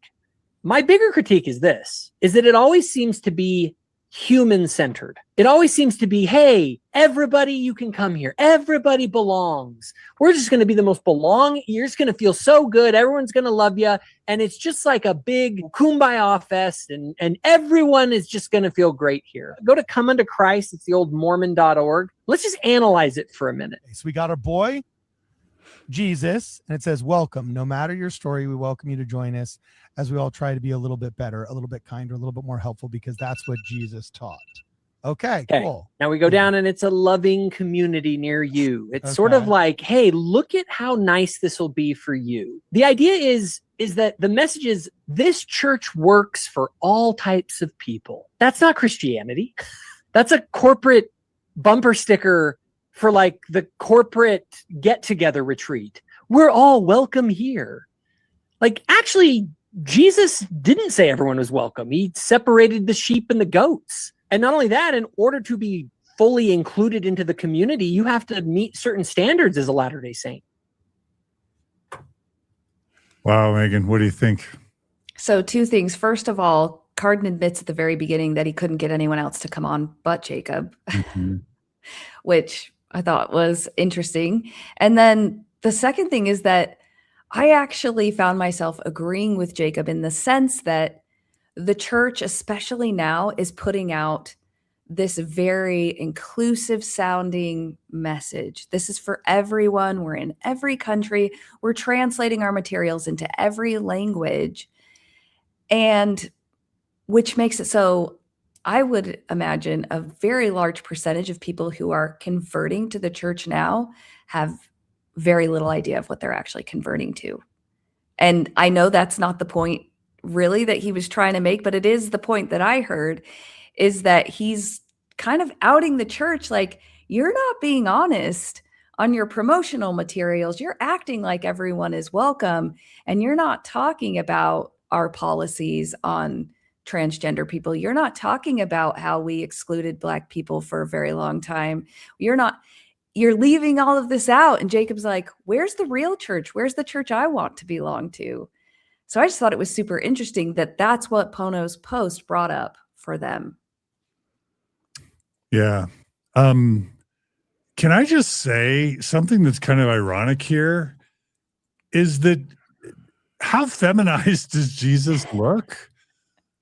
Like, Jesus looks awful feminized. Even in the photos they were scrolling through, like long hair, like I would say those aren't masculine features that they're, and he's wearing a big flowing dress, literally a dress with like robes, and he's not like flexing his muscles.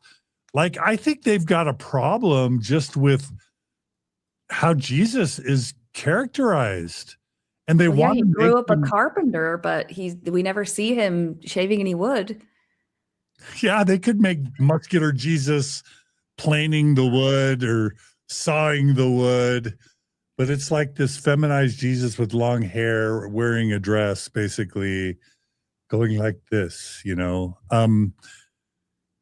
I think they're stuck with Jesus, and I think that's rough. Like, I want to see somebody do like an AI version of Jesus that's like macho, masculine Jesus, where Jesus has like a Rambo buzz cut and a 5 o'clock shadow and is wearing camo and has really big biceps and is like, wielding a machine gun? Like, what would masculine Jesus look like?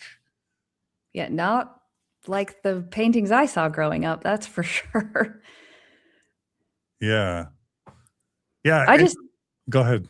Oh, I just love that he was calling the church out in, I think, a lot of the same ways that we do, where they paint this pretty picture and they don't want anyone to know any of the messier parts. That's what it came across as to me. Yeah. Here's I was trying to I was trying to find an image that maybe they would like of Jesus, and here's one that kind of came up for me. I think That's Arnold Freeberg Jesus. it's Arnold. It's like Sylvester Stallone Jesus. It's like, Arnold Schwarzenegger Jesus, right? Right. But isn't that the guy who painted Nephi on the boat and he's all ripped? No, and for sure. Yeah. But I mean, that's, he's got like the beard and he's got a more masculine, like angry face, and he's got the six pack. I think that all they're missing is kind of the camo and maybe some tattoos. I wonder, right, a little bit of like dirt on his face. Is that unfair? Like, are we being unfair? I don't know. They mock the idea of a teddy bear Jesus. Yeah. So I don't know that we're being totally unfair. And obviously the Bible has existed because it can be everything to everyone. And so of course you can find passages from Jesus where he separates people or divides people or gets angry. But you really have to stretch to make Jesus a macho, harsh, militaristic, masculine, modern kind of character. Because is that really the vibe of the New Testament about Jesus overall, in your view? No, and he's not separating people because they're showing genuine Christ-like love. That's not why he's calling people out or flipping tables. Yeah, he gets mad when they're not being charitable, right? When they're not being kind. Yeah. Which again, I think they would say is a feminine trait. So I don't know. Let's play the next clip, shall we? Yep. All right. I, for some reason, lost my screen. So now I'll add it again and we'll play the next clip. Okay, I get that. But like, I'm a huge fan of like, sometimes people have to come to church for the wrong reasons before they learn what the right reasons are. Like, isn't it okay that, some girl comes to church just because she has a crush on one of the guys, but then she actually ends up making friends in the young women's program. And then she feels the spirit and she realizes, oh my gosh, there was a depth of spirituality I was missing in my life. And now I actually want to join this church. And what started out as like, just like this candid high school crush kind of matures into a deeper search for spirituality. So isn't just the crush the gateway drug to spirituality? Yeah. What made you pick that, Megan? Because it just furthers this conversation that they're having where they're showing that the church doesn't present its true colors when it's trying to get people to convert, and that they're totally okay with that. Like, Jacob's pushing back about it, and Cardin's like, but if someone comes in under false pretenses, but then becomes a member, does it matter why they got here? It's just so strange that they're saying those things so out loud in response to one possibly gay guy who designs clothes in New York that they have such a big problem with. Yeah.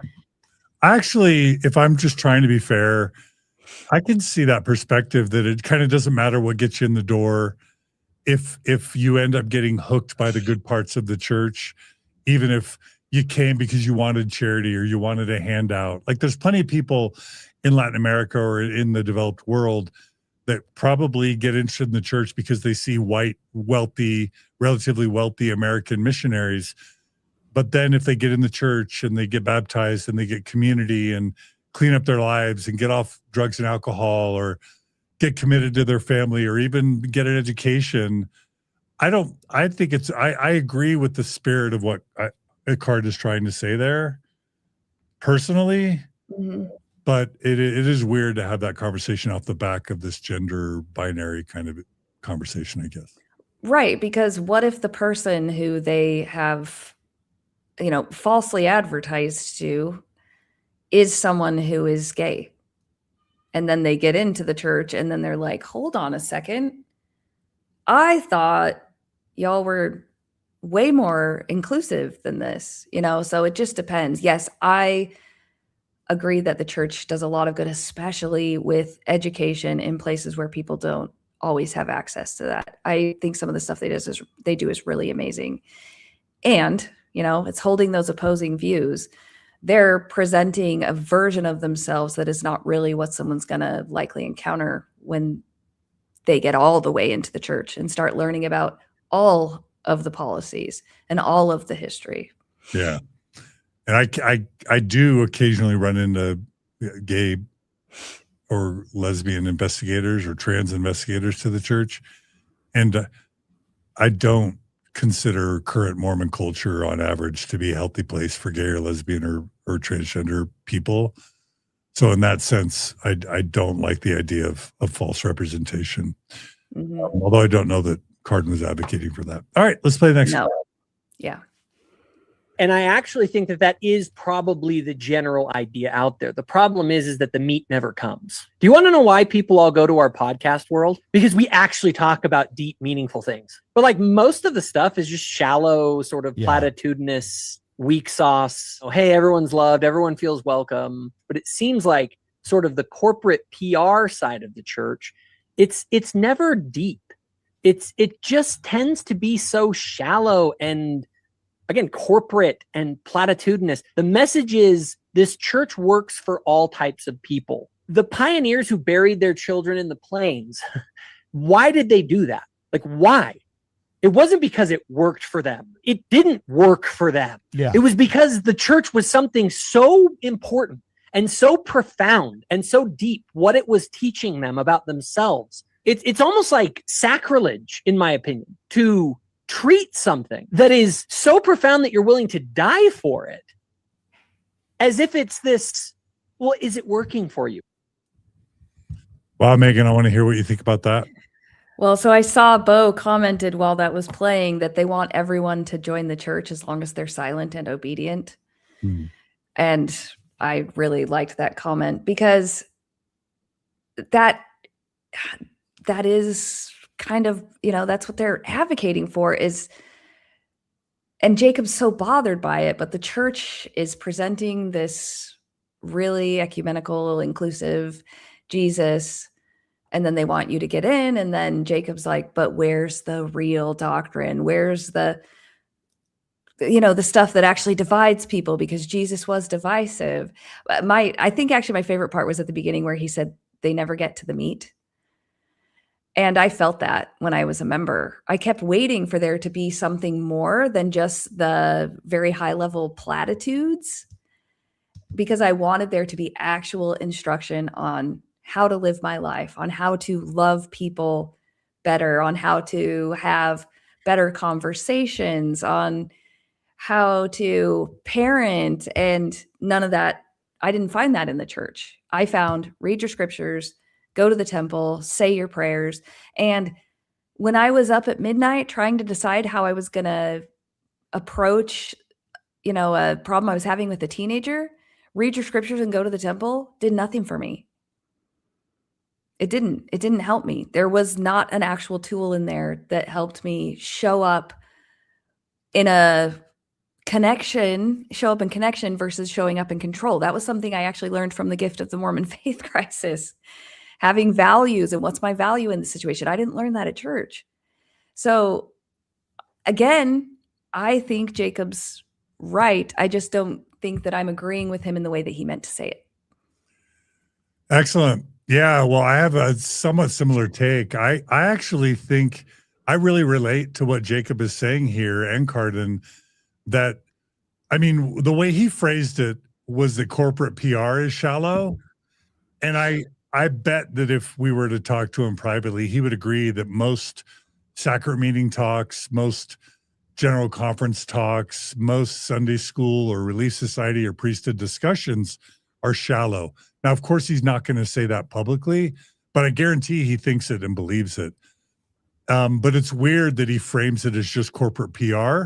But I relate to and respect this idea of saying the church promises the meat, but it always is just sticking to the milk.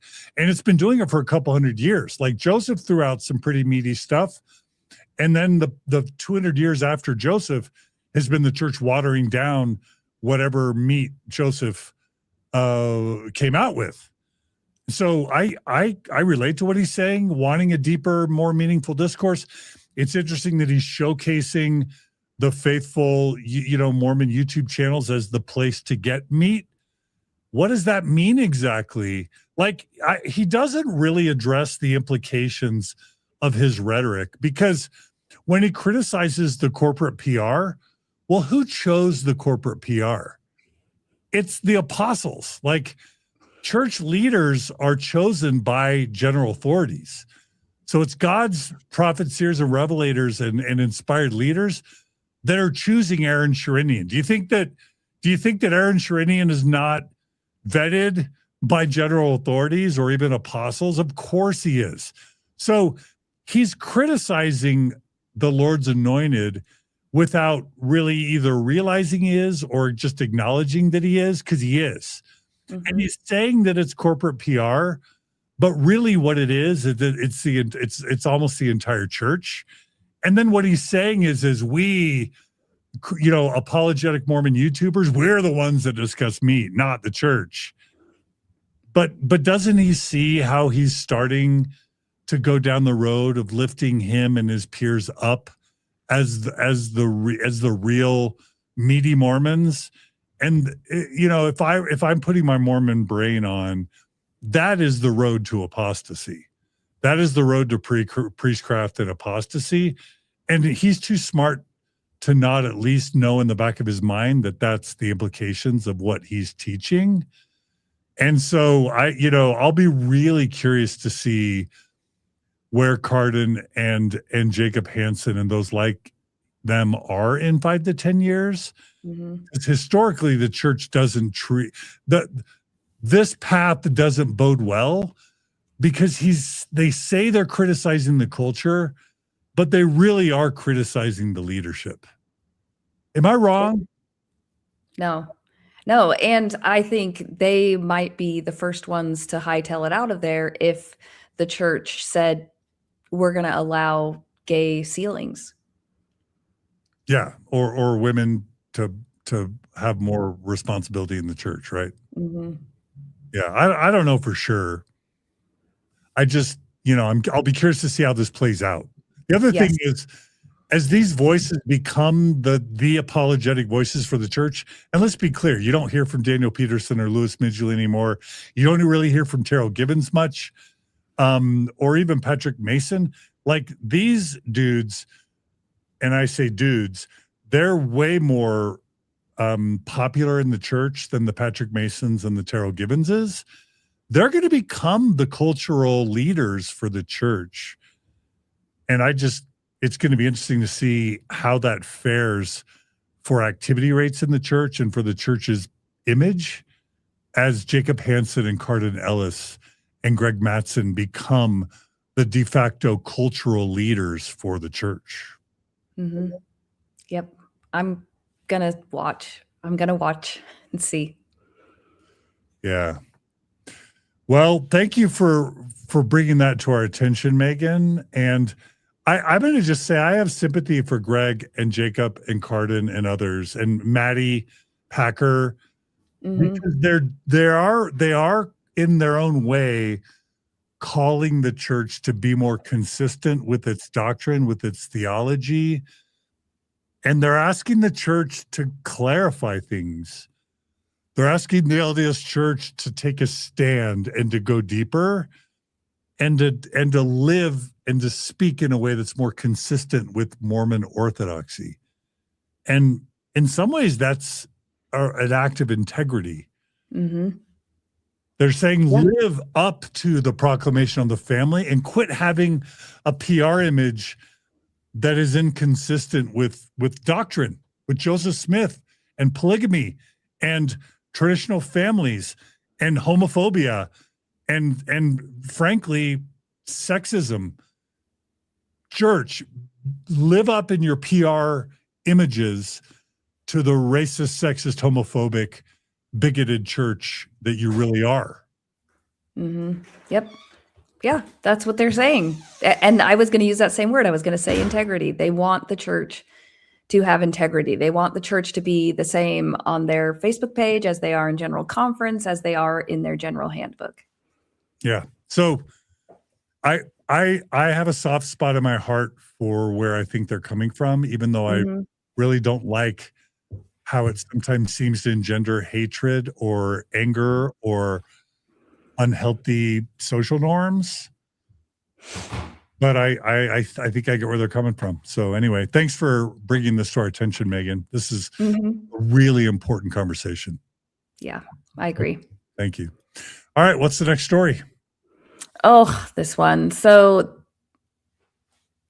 a reporter in Utah has uncovered some allegations in the prison system there. And we're just going to see a small portion of this, but the article says federal lawsuit alleges Utah prison leaders covered up guards' sexual assaults on inmates. And then another little screenshot. These acts occurred in blind spot areas that defendants knew were out of sight of surveillance cameras, specifically on inmate beds obscured by pony walls. If you go to the next slide, we'll watch a little. Make sure Utah prison guards are sexually assaulting inmates. Yes. Right? Yep. That's the allegation. Okay. Let's. Yeah. So. And then there's there's a video. Okay. Tonight, accusations of abuse of power and a cover-up inside of the Utah State Prison. Yeah, a civil rights lawsuit has been filed against the Utah Department of Corrections, alleging that 2 female inmates were sexually assaulted by 2 correctional officers in violation of the Prison Rape Elimination Act. The federal lawsuit alleges the female inmates were subjected to a culture of sexual misconduct, where male correctional officers exploited their authority in order to groom and sexually molest female inmates. This former inmate asked us to protect her identity. Officer Kilpack, and the other was Tui Pono. I think I felt like trapped and fearful and helpless. The lawsuit states beginning in February 2025, Officer Spencer Kilpack began sexually assaulting her, including touching her breasts, kissing, digital penetration. It just escalated and kept escalating. UDC's denial for surveillance footage revealed camera blind spots. The lawsuit alleges that's where the acts occurred. The evidence? Kilpack's religious garments, his undergarments, his underwear were found when they searched my room. The lawsuit states she was interviewed by UDC's Law Enforcement Bureau, chained to a chair with handcuffs and shackles. Investigators informed her they had video of her exposing her nude body to Kilpack, and his religious garments were found in her personal property. Soon after, her fear of retaliation was realized. For 4 months, she was held in punitive isolation, a disciplinary measure to punish inmates who violate prison rules. I came forward because there was nothing else that they could do. They had already done it. August 18th, Executive Director Jared Garcia terminated Kilpack for multiple policy violations. One forbids engaging in sexual or intimate contact with an offender, unlawful conduct, and more. Communications between parole board members and UDC staff yielded a phone call made by parole board member Dan Bakavoy to Doug Fossen, the UDC Prison Rape Elimination Act coordinator, where this inmate was a subject of discussion on October 16th. The call lasted more than 10 minutes. 1 week after that call, UDC sought a special attention review. They were just trying to cover it up and keep me quiet, requesting the parole board release her, a process the board uses when exceptional circumstances exist. Parole board documents show she wasn't eligible for parole. On the same day UDC requested the special attention review, less than 90 minutes later, Chair Blake Hills ordered she be released. I spoke with Spencer Kilpack. I asked him for an on-camera interview to discuss the accusations. He said, "I am not interested in any interviews." Holy moly, that is a terrifying story. Mm-hmm. Yeah, I pared it down a lot, and there's actually a second part to it that came out, and this has come out into a much bigger investigation that's going on. But so basically what happened was there was alleged that Kilpack and the other gentleman has a Polynesian last name. I'd have to read it. They were sexually assaulting, abusing inmates, and they were doing it in known blind spots in the prison. And when the women started to come forward, they were put in isolation. So as their punishment.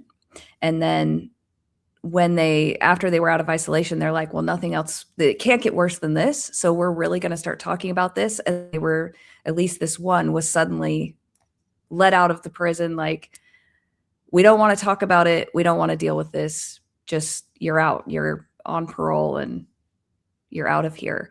I tried to look into, so we know that Kilpack was at least wearing Mormon garments. Yeah, good thing he's temple worthy. Right? They don't say Mormon, but I don't know of anyone else who calls their underwear garments in Utah. So, I mean, they didn't specifically say that. Let's be clear. But so I was trying to look into whether the other leaders of the prison were also members of the church, and that information was harder to find. However, they're in Utah. They're white men in positions of power. So we could maybe surmise if there are people who have more information on that, they can let me know. But those ones, that was more difficult for me to find out whether they also are, bishops or stake presidents in their local wards. But it just stuck out to me that he went in there and he left his garments behind, which I just is very cavalier, I think, to think that he could do that. Yeah, like when I think about, I mean, of course, we're programmed in society to have less sympathy for prison inmates. Maybe oddly, Jesus seemed to have sympathy for people in prison, but a woman in prison with male or female prison guards, then using their power, you're completely powerless in prison. Mm-hmm. And then to have guards sexually assaulting you, hiding from cameras when you're vulnerable and defenseless and complete. You're not just downpowered in a normal, average, vanilla societal way. I mean, what power does a prison guard have over a prisoner if they say no, or if they call them out, or if they snitch or tell? They could be denied parole. They could be abused within the system. They could, who knows whether they could be harmed. Like, this is literally terrifying. Mm-hmm. And then the Mormon element, the fact that the guy's temple worthy, I mean, rest in peace, the gift of discernment. Of course, if Mormon stories have stood for anything, it's that the gift of discernment never existed within Mormonism and is a ridiculous mockery of reality. But the question I always have is, like, does the Mormon Church or Mormon culture, does it share in the responsibility for the fact that a temple worthy Mormon prison guard would be sexually assaulting prisoners? Or is that just a human thing that would happen in any culture, even an atheist or a secular culture? To what extent can we pin sexual crimes like this or associate it with Mormonism, Megan, in your opinion? Well, I think you brought up the key is discernment. So I was taught in the Mormon church growing up, and you can look on LDS.org and search discernment, and you will find the same things, that when someone sits down with their bishop and their stake president to get a temple recommend and be able to wear garments and go through the temple, that the bishop and the stake president can discern, they will know whether or not that person is worthy, even if the person doesn't tell them. They will have a spiritual feeling whether or not that person should be deemed worthy to go through the temple. So if they deemed this guy worthy because they have discernment, then why was he committing these crimes? Why was he hurting women? If they stop claiming discernment, then, and if they stop claiming that the church speaks for God, then we can hold them to the standard of everyone else. But they have set the standard. We're just holding them to the standard that they set. Yeah. Yeah. And then I'll just add, I do believe that evil festers in darkness and in a kind of corrupt culture. And I do believe that because sexuality is demonized so significantly, like the whole Jasmine Rappley sin, sexual sin is a sin next to murder kind of controversy, which comes out of the Book of Mormon. The fact that the Mormon Church has demonized literally sexuality and healthy normative sexual behavior like masturbation or homosexuality, honestly, they are inarguably normal behaviors. Mm-hmm. They are normal behaviors that have existed for millennia. They're not in and of themselves psychologically problematic.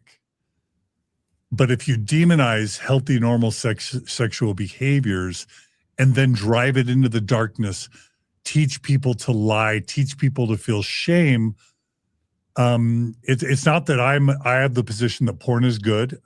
And it's not that I even have the position that sexual promiscuity is good. That's not my position.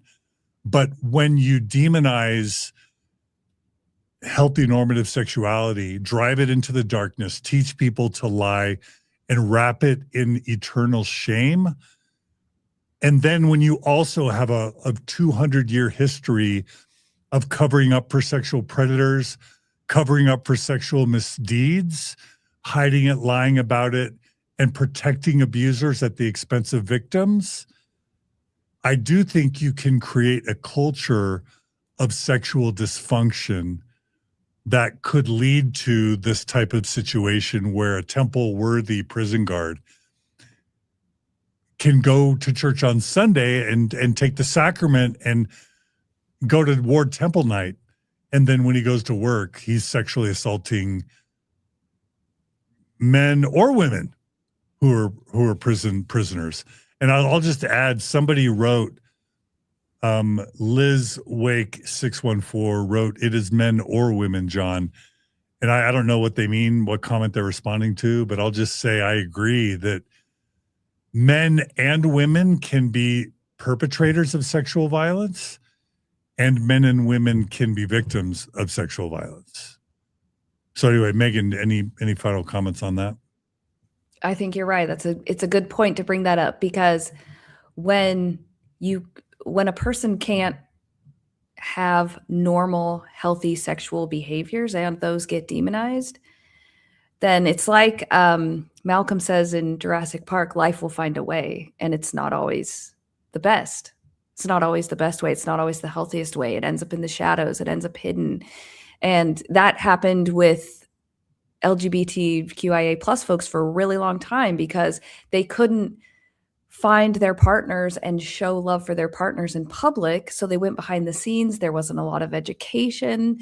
They didn't know who to ask about things. So they were having possibly unhealthy, unsafe sex because they just couldn't talk about it. We need to be able to talk about these things. We need to be able to be open. I would never expect my children to go out into the world without any sexual education. And yet, when I was growing up in the church, I wasn't even told that I was going to have a period when I turned 12 by my parents. Yeah. So yeah, it set me up for failure in a lot of ways. I, heard snippets of things here and there, and I was trying to piece it together. And that's just not a healthy way to have sexuality and to thrive. Yeah. And my understanding is that Utah is amongst the leading states in the nation for child sexual abuse. So there are data that back up kind of this theory that I have, and I'm not alone. And it sounds like you share. So anyway, yep. What a disturbing story.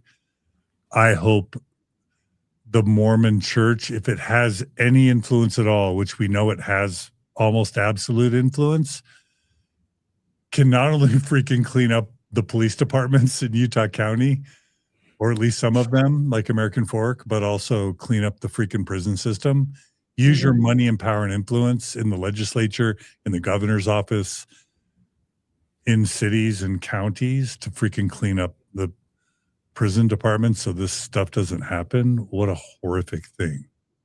Mm-hmm. Yeah, just really terrible. Yeah. Thanks for bringing it to our attention, Megan. Yeah. All right. What's the next story? Now some good news, right?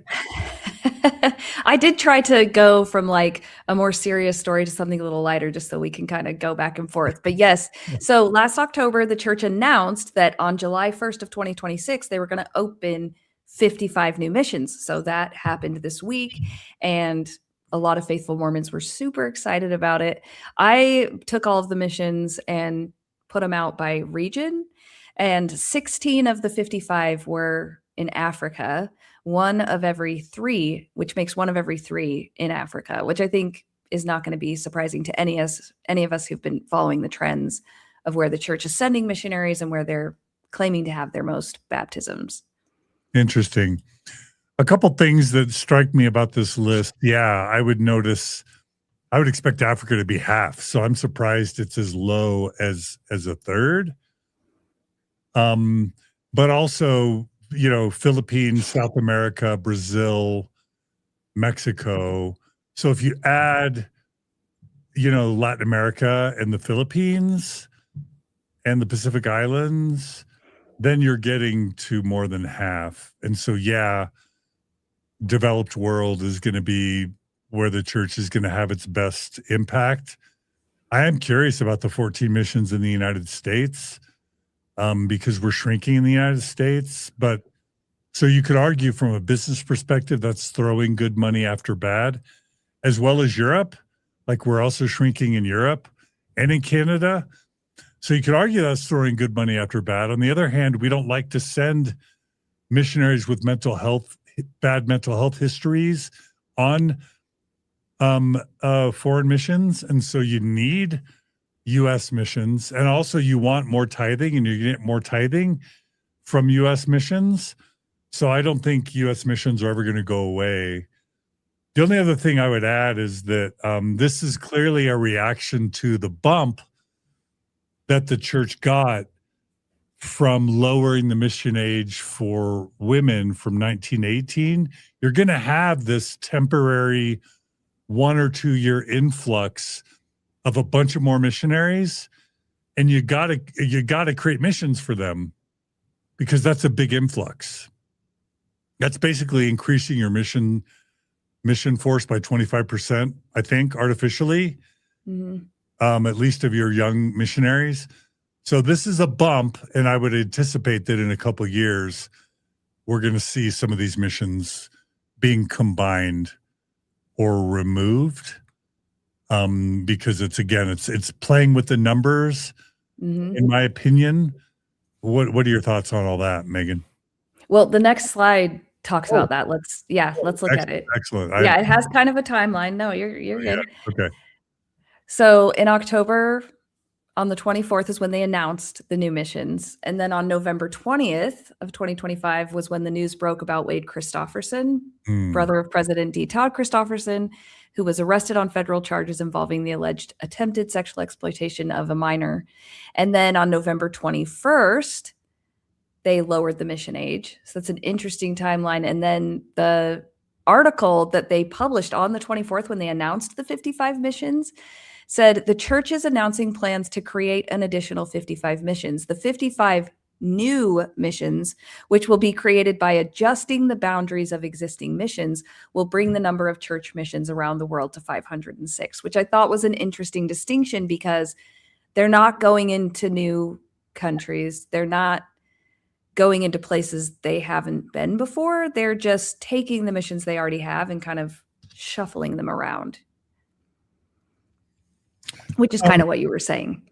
Yeah. Let me just ask you, tell me what point you're making with Wade Christofferson, how that ties into the story about missions. I just want to make sure I understand the point you're making. I just thought it was an interesting time. So when they announced the 55 new missions, I'm assuming they already knew they were going to lower the mission age because they're trying to prepare for it. Yeah, because they weren't prepared when Matsen lowered the mission age for men and women. and it was a disaster. Yeah. So I'm assuming that's why in October they did that. Were they planning to announce the lowering of the age on the 21st? I don't know. It just was an interesting coincidence, possibly, that it happened the day after the news came out about Wade Christofferson. So the timeline could look a little suspect if you're looking at it where we know we're going to lower the age and we have this news story that's making us not look so good. So let's hurry and do it today and kind of overwhelm faithful social media with the lowering of the missionary age. So they're not looking at this other stuff that's going on. Okay. I see. And that we don't know. We're speculating. It could be this was planned years in advance. But it's interesting. I'll just share a couple quick comments. Bo, our friend Bo Euler, Bishop Bo, how many missions disappeared while all these new ones sprouted up? Yeah, they have been consolidating and eliminating missions.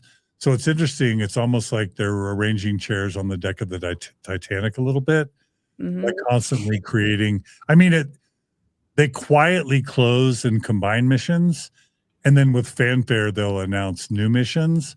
And you could argue that's a way of creating the appearance of growth without really taking accountability for the ones that have been combined or eliminated. It just creates this impression of growth that may or not be justified. Bo also says my Salt Lake City stake was combined with the next stake. 6 wards and 1 stake disappeared, while 6 new wards and 1 new stake was created, and they celebrated. So again, that's this point of like, a Potemkin town when it comes to growth. Stephen Wilbur about the past story writes, her having his temple underwear in her cell is pretty crazy. However, John, having been temple worthy, that the thought of him leaving his garments in her cell seems unfathomable. However, again, I don't know all the facts. Yeah, tell me if you got this version of Mormonism, but I was taught that there were people that showered with garments around their ankle or wrist because they always wanted to have their garments on, or they felt it was a sin to ever put their garments on the ground.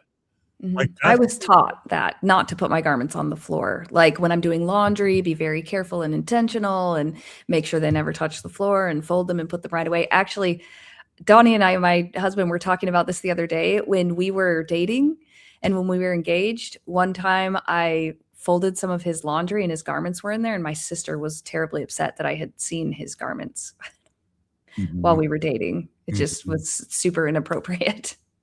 Yeah, just this lore around garments that's, their protection and they're very sacred. And yeah, I was also taught, by the way, that you could get shot and the bullets would deflect off the garments and you could fall into a vat of steel and the garments would protect you from the molten lava steel. Anyway, all right. So what's this next slide? So this was just something else that came out to celebrate the 55 new missions. And it was saying, here are 5 things that you might not know about going on a mission. And the one that stuck out to me was removal of healthy wisdom teeth is not required because, I moved to Utah when I was 10 and have brothers that went on missions. And there was a surgeon there, an oral surgeon, and that's all he did was just remove wisdom teeth so that the boys could go on their missions. That's all he did all day, every day was wisdom teeth. So dentists in Utah are groaning at that clarification. It's like, no, that's an important source of revenue. Yep. Yeah. So I think they were just trying to make a really big deal about it. So they came out with this infographic. And the other one right under that says missionaries are called by the prophet and assigned by members of the Quorum of the 12. They're really trying to hone in on that distinction for whatever reason. Rasband pointed out in his video too. Yeah. That's a funny one. My brother was at the church when they created, I think, this big computerized missionary. Well, I'll tell you a quick story, Megan. This is okay. Is so I was clearly a doubter in embryo because I was called a missionary when Ezra Benson, who was a cousin of mine, was prophet. And it was no mystery by 1988 that Ezra Benson wasn't doing well, that he was starting to get dementia, and his son or his grandson, one of the two, were even speaking out publicly about like quit carting my dad or grandpa around. He's not well, and you're making him look like he's not senile when he kind of is. But also, I just thought about, okay, there's 50,000 missionaries, which means if the prophet signs every missionary letter, he's signing 25,000 letters a year. So if there's 365 days a year, he's signing 100. Is that like 150 missionary letters a day? Like, is that even a good use of the prophet's time? You know what I mean? And so, like, if the prophet's senile and he's, in 95 years old, should we have him signing 150 missionary letters a day? So the MTC, I asked the mission president, it was like this time where all the missionaries had a chance to ask President Pinniger a question, and instead of asking if he had a second anointing or if he'd seen Jesus or whatever, it was or when Jesus is coming or when the second coming, I was like, does the prophet actually sign all of our missionary letters? By the way, I was a faithful, devout Orthodox missionary. I was not like actively doubting my testimony or faithless, but I was just curious. So I'm like, does the prophet really sign every mission letter? You know what the mission president's answer was? Oh, I'm dying to know. What do you guess? Oh, man. He would probably say something faith affirming, like he does feel inspired by every missionary story and just not tell you whether or not he does. What did he actually say? He got a stern look on his face and he got pointy. And he said, Elder, whose signature is on your mission letter? And I said, Ezra Taft Matsen, President. And he said, then why are you asking if he signed that letter? And the truth is that he has, like senators, like the President of the United States, there is a signature machine. Mm-hmm. Yeah, but before there was probably a stamp. Before there was laser printers. You know what I mean?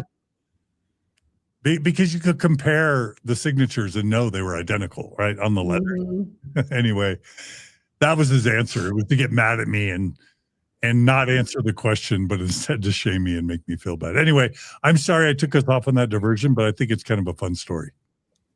It is a fun story. And I would have loved if you'd asked him if he'd had the second anointing, because I think he probably would have gotten a similar response. Yeah. But also this idea, the reason why I was going there, this idea that missionaries are called by the prophet and assigned by the members of the 12, that is not honest. Mm-mm. The prophet does not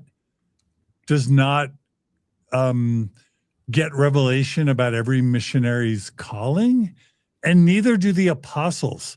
The way it's set up is there's now a computer system that like channels all the people who have filled out applications into all the slots. But yes, the apostle is able to show up and sit in front of the computer screens. And like if Elder Rasband's grandson isn't called to Spain like he wants, he has the power to like make sure that the rich people or the family members or the wealthy influential members get their kids assigned to missions that would make the wealthy influential or family connected members happy. But other than that, it's just literally computers assigning candidates to open slots based on whatever algorithm gets programmed into the computer. You know what I mean? Yep. Yeah. They check certain boxes, mental health stuff, medical things. Do you speak a language? What was your GPA in high school? And then, it just separates them out and they say, yeah, that looks pretty good. Yeah.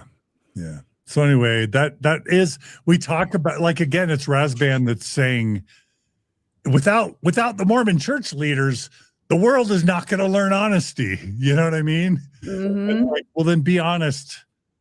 Maybe consider being honest with your missionaries that they're called to their missions by a computer algorithm. Mm-hmm. Yeah, depending on how they answer the questions on their application. Absolutely. No, they did a whole behind the scenes video, but they didn't talk about an algorithm. That word was not mentioned. Yeah. I will say, to try and be balanced, like, I love that there are service missionaries now, and that young service, young missionaries that may not want to serve a proselyting mission or may not have a traditional testimony can serve as service missionaries. I think we would all love to see more service missionaries and less proselyting. Absolutely. Right? So that's a good thing, right? Oh, yeah. Yeah. I heard actually my nephew talk about his service mission, and I was like, I wish every missionary did that. He did work in the temple as part of that service mission, but the other parts where he was volunteering at soup kitchens and getting to know the people in his community, I thought it was fabulous. Yeah, absolutely. All right, Meggan. Well, I've got about 14 minutes left, so let's see if we can clear the rest of the stories. And I know it's my rants that are making us go 3 hours, so I acknowledge Okay. That's okay. This comes out of Rexburg, Idaho. This is Preston Rossberg, and there's his LinkedIn page where it says he was a neurobiology TA at BYU-Idaho. And it also says Preston Blaine Rossberg is charged with 1 felony count of first-degree arson, which carries the possible punishment of up to 25 years in prison or a fine of up to $100,000. So if you go to the next slide, we'll figure out why.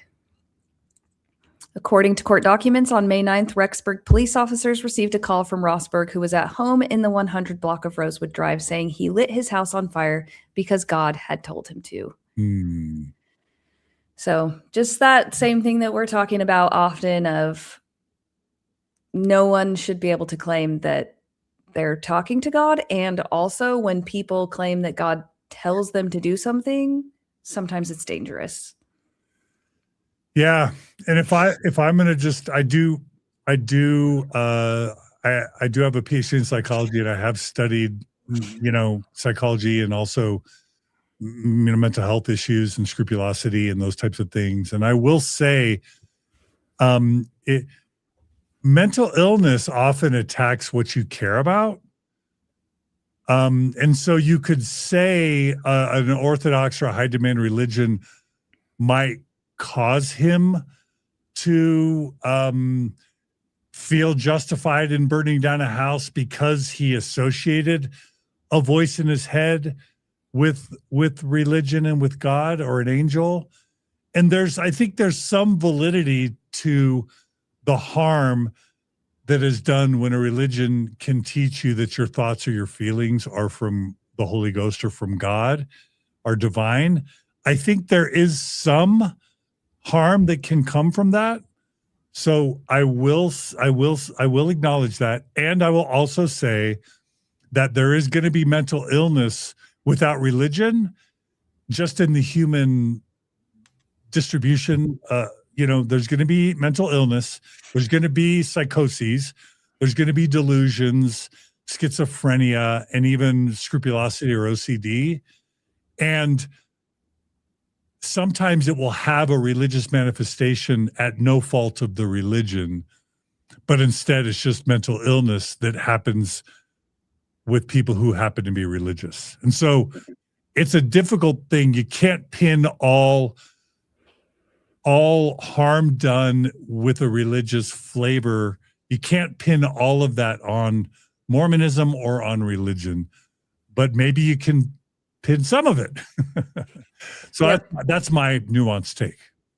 Yeah. And I agree. I just thought it was, a news story that I actually felt a lot of empathy for him. Like, he's so young and obviously struggling. Yeah. It's a sad story. And I wish him and his family well. And okay, next story. Elder Gong dedicates the new Nauvoo Temple Visitor Center. All right. We'll see where this goes. Okay. So there's a video clip? Yep. Should we just play it? Yep. Go for it.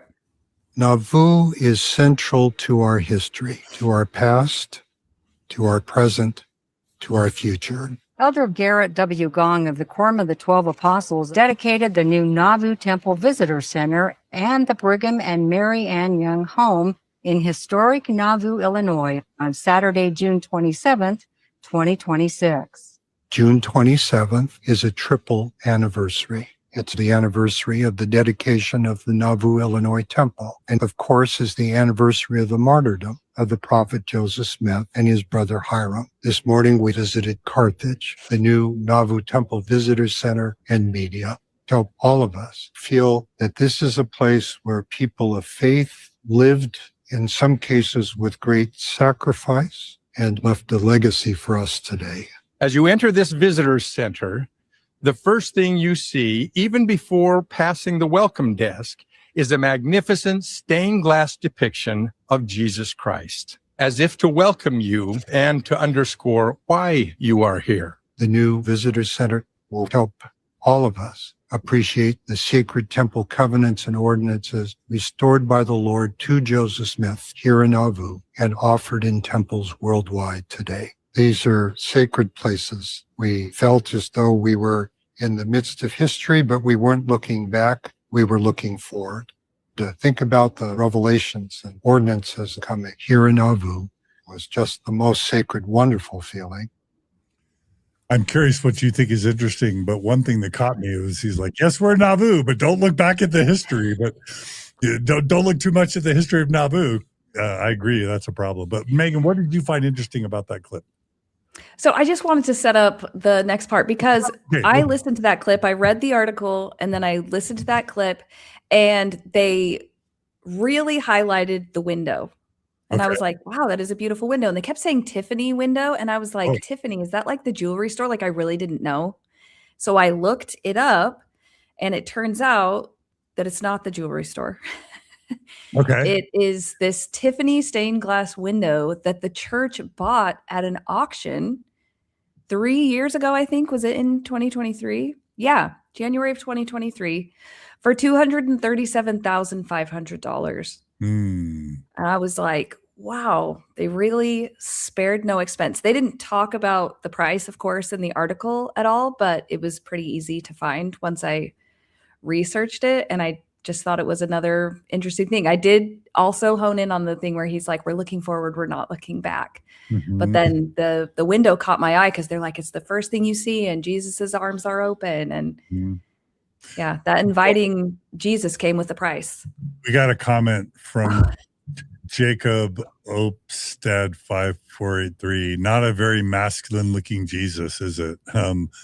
So much to Jacob and Cardin's chagrin. We've got a feminine Jesus there. But, you know, I'm torn on this, Megan, because on the one hand, Christ seemed to condemn wealth and opulence, and the Book of Mormon for sure condemns wealth and opulence and materialism.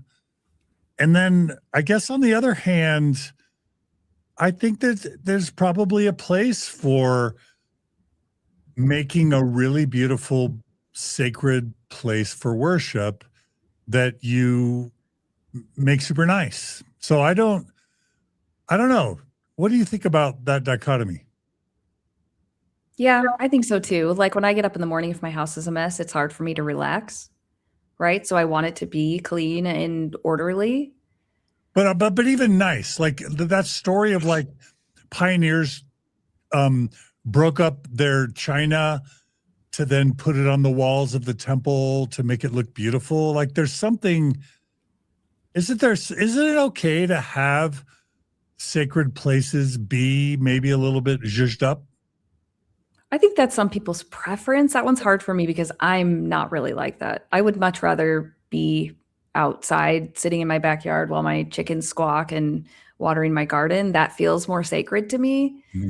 But I grew up without money, a very poor family. And so maybe I'm just not accustomed to that kind of stuff. It actually makes me a little bit more uncomfortable because it's like, oh, I might break something or. Yeah. So I think that might be more of a personal preference thing. I think things can be orderly without and clean without being expensive. I mean, if we think about it, Joseph kind of fashioned these temples after the temples of old, like of the Old Testament, and those were tents. Yeah. So this idea of like wealthy, ornate cathedral-like temples really does come out of the Catholic Church's legacy, which ironically the Mormon Church condemned as the great harlot, whore of all the earth for a couple centuries before it all of a sudden became okay with Catholics.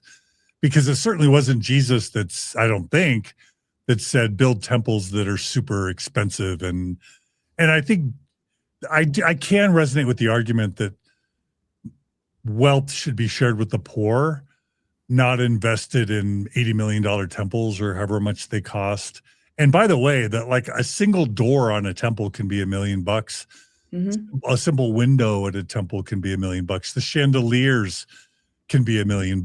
Like, they spare no expense. And who knows the patronage kind of contracts and backroom deals that go on about who gets to sell these doors and windows and carpet and chandeliers, who gets the contracts to sell these items to the church, and who's profiting from the tithing being distributed this way to the construction workers, etc.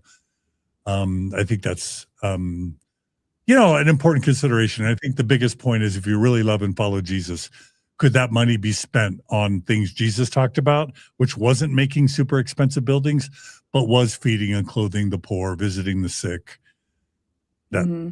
So yeah, well, because this isn't even a temple; it's the visitor center. It's the in between for people who are denied access to the temple. Fair.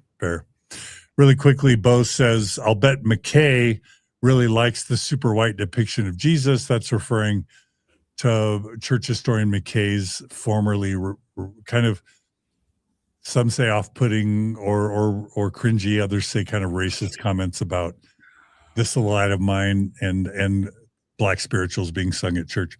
I do want to thank Michelle Yorbell 17. She gave us our first and only super chat for today's episode. She writes, "Happy 4th, grateful for the freedom of America and all of the freedoms living here affords us. Cheers to the freedom of speech, press, and religion, and the intersection of all here on Mormon Stories." Thank you, Michelle. And yes, happy 4th to all of you who celebrate the 4th and who love this country. And Michelle, thank you for the donation, and to everyone else who supports us in whatever ways you can. And we appreciate the comments. Should we go to the next story? Yep. I guess we can't have a Mormon news story without some sexual abuse. This will be our second for the day. Mm-hmm. So this originally came out in 2024. A local youth church leader was arrested Tuesday after police say he sexually abused at least 5 teenage boys while giving them massages at his Chubbuck home, which is in Idaho, between January of 23 and June of 24. Virgil Larson was a Mormon church member and first counselor in an LDS ward bishopric in Chubbuck, Idaho. Wow. And I've said this before, but if in 2026 you're a Mormon letting your kids be alone with bishops or young men's leaders or young women's leaders, I don't want to say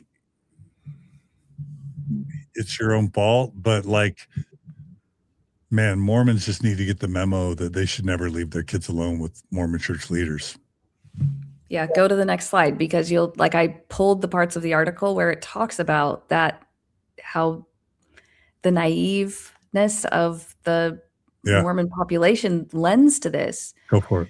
So 3 minor victims reported the abuse to their ward bishop. The investigation into Larson was launched when the Idaho Department of Health and Welfare reported the allegations to Chubbuck police on July 3rd, after the agency was contacted by the Curtin McConkie law firm in Lehi, Utah, which I thought was an interesting detail.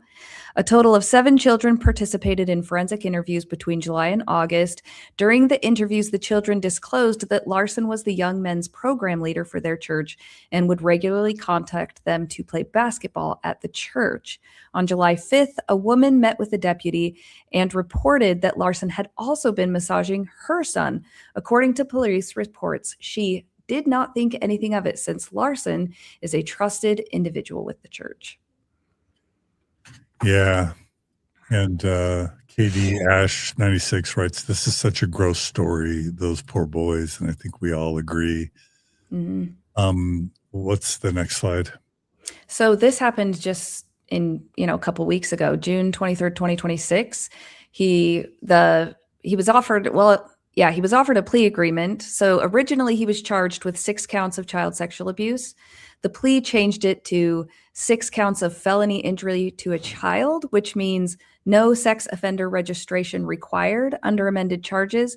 Prosecutors will recommend probation instead of prison time. The judge will have the final approval of the plea sentence.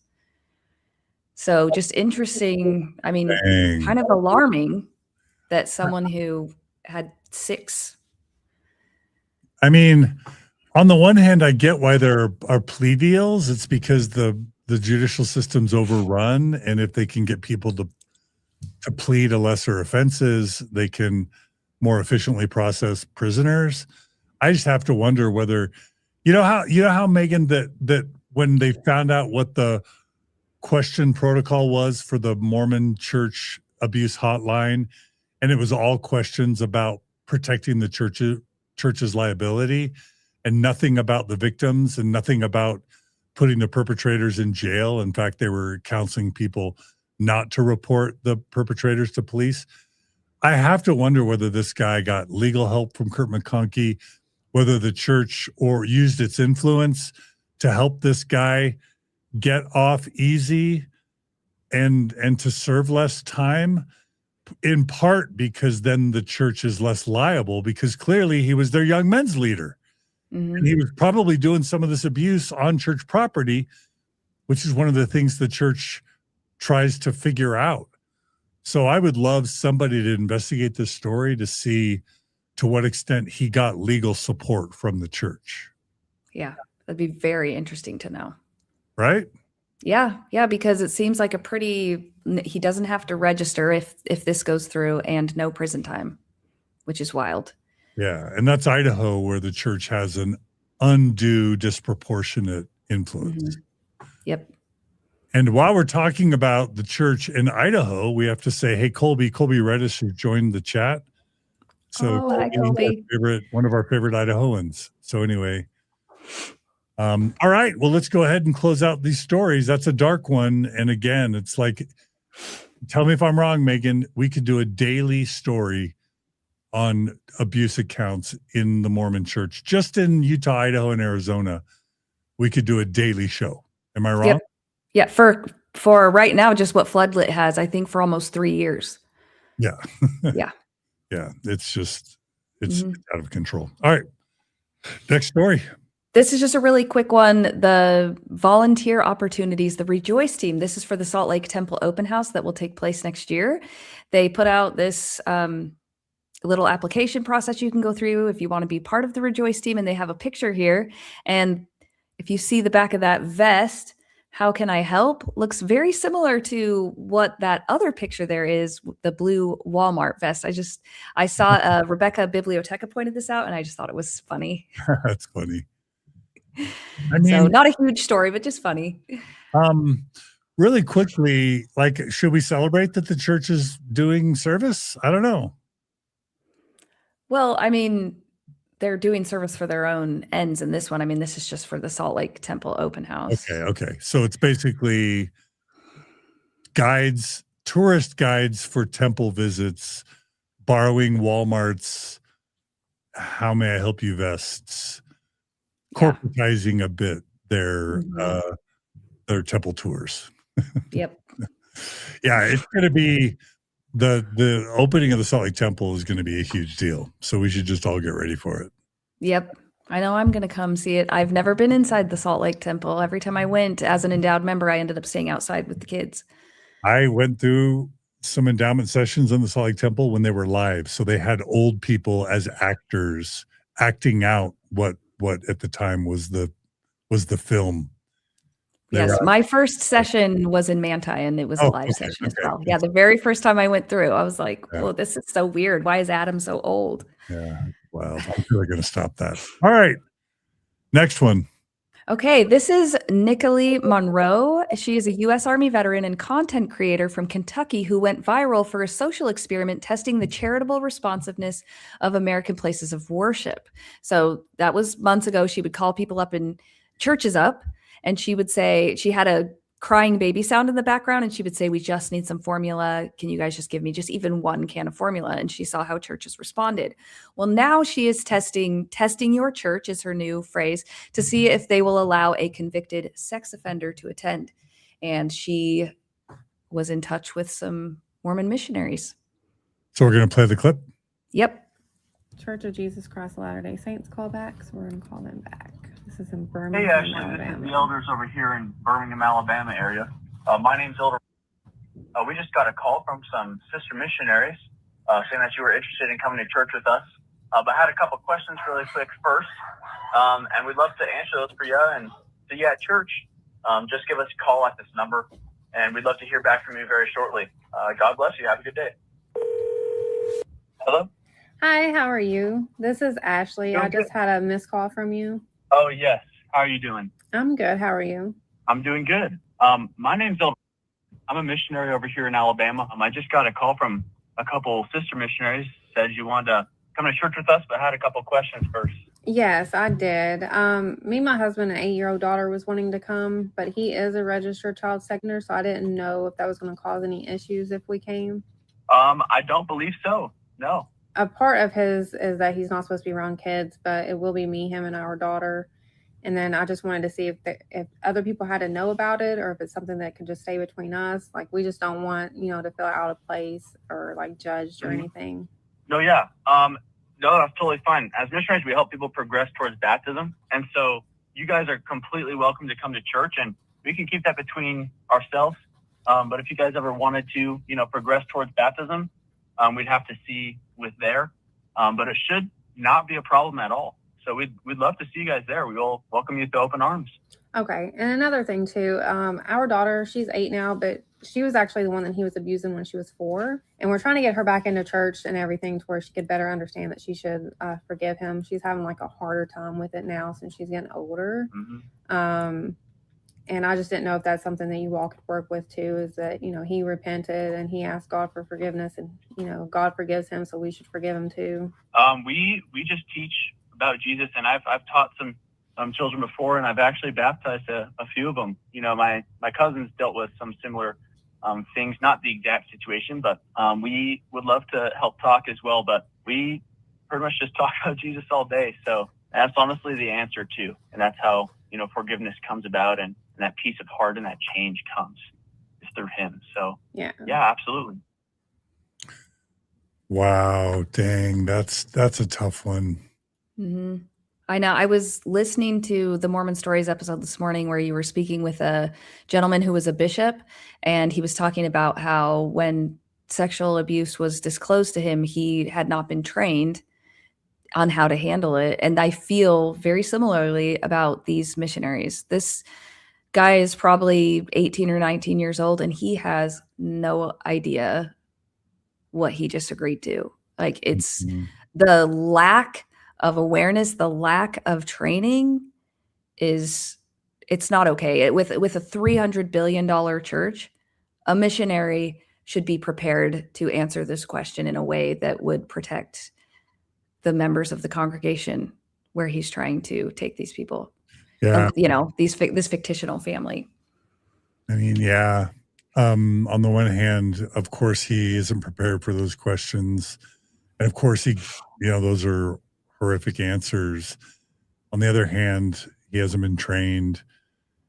And I feel mixed about kind of the mercenary nature of this kind of gotcha sort of journalism. But on the other hand, I mean, churches need to do better with abuse and child abuse. So I can see where it's coming from. Let's play the last couple of clips, and then we can make final comments. Is that okay? Okay. Yep. All right. Also, she's wanting to know if when she gets baptized, if she'd be a virgin again, since her dad took her virginity. I'm honestly not fully sure. I think because what we believe, and what I believe as well, is that at baptism we are cleansed from all of our sins. Mm-hmm. So I wouldn't say that that's one of her sins. If she is as pure in heart, I'd say she can consider herself whatever she wants to consider herself as. For me personally, I consider myself a virgin, even though I have there's been some transgressions I've had, but it's because I feel that I've made it right with the Lord. But it's honestly like a personal, like a personal choice and decision. And and if you feel right with God and right with yourself. I agree. I think the same thing. You know, we've been trying to tell her that, but we had her in individual counseling after it happened, and they were kind of telling her that she didn't have to forgive him. So we just don't feel like counseling was the best place for her. You know, he still lives at home and we're still together, and he still parents her. She's just, you know, having a difficult time with it. So we just thought getting her back into church would be the best thing for her, to where she could learn forgiveness. Absolutely. I agree with you. Church is the best place to be in, especially developing that relationship with God in and outside of church as well. Yeah. And with her dad, like, I just want her to, you know, build that relationship back with him. And part of me wishes she was talking to Also, Mormon bishops and not missionaries. You know what I mean? Yep, same. Yeah.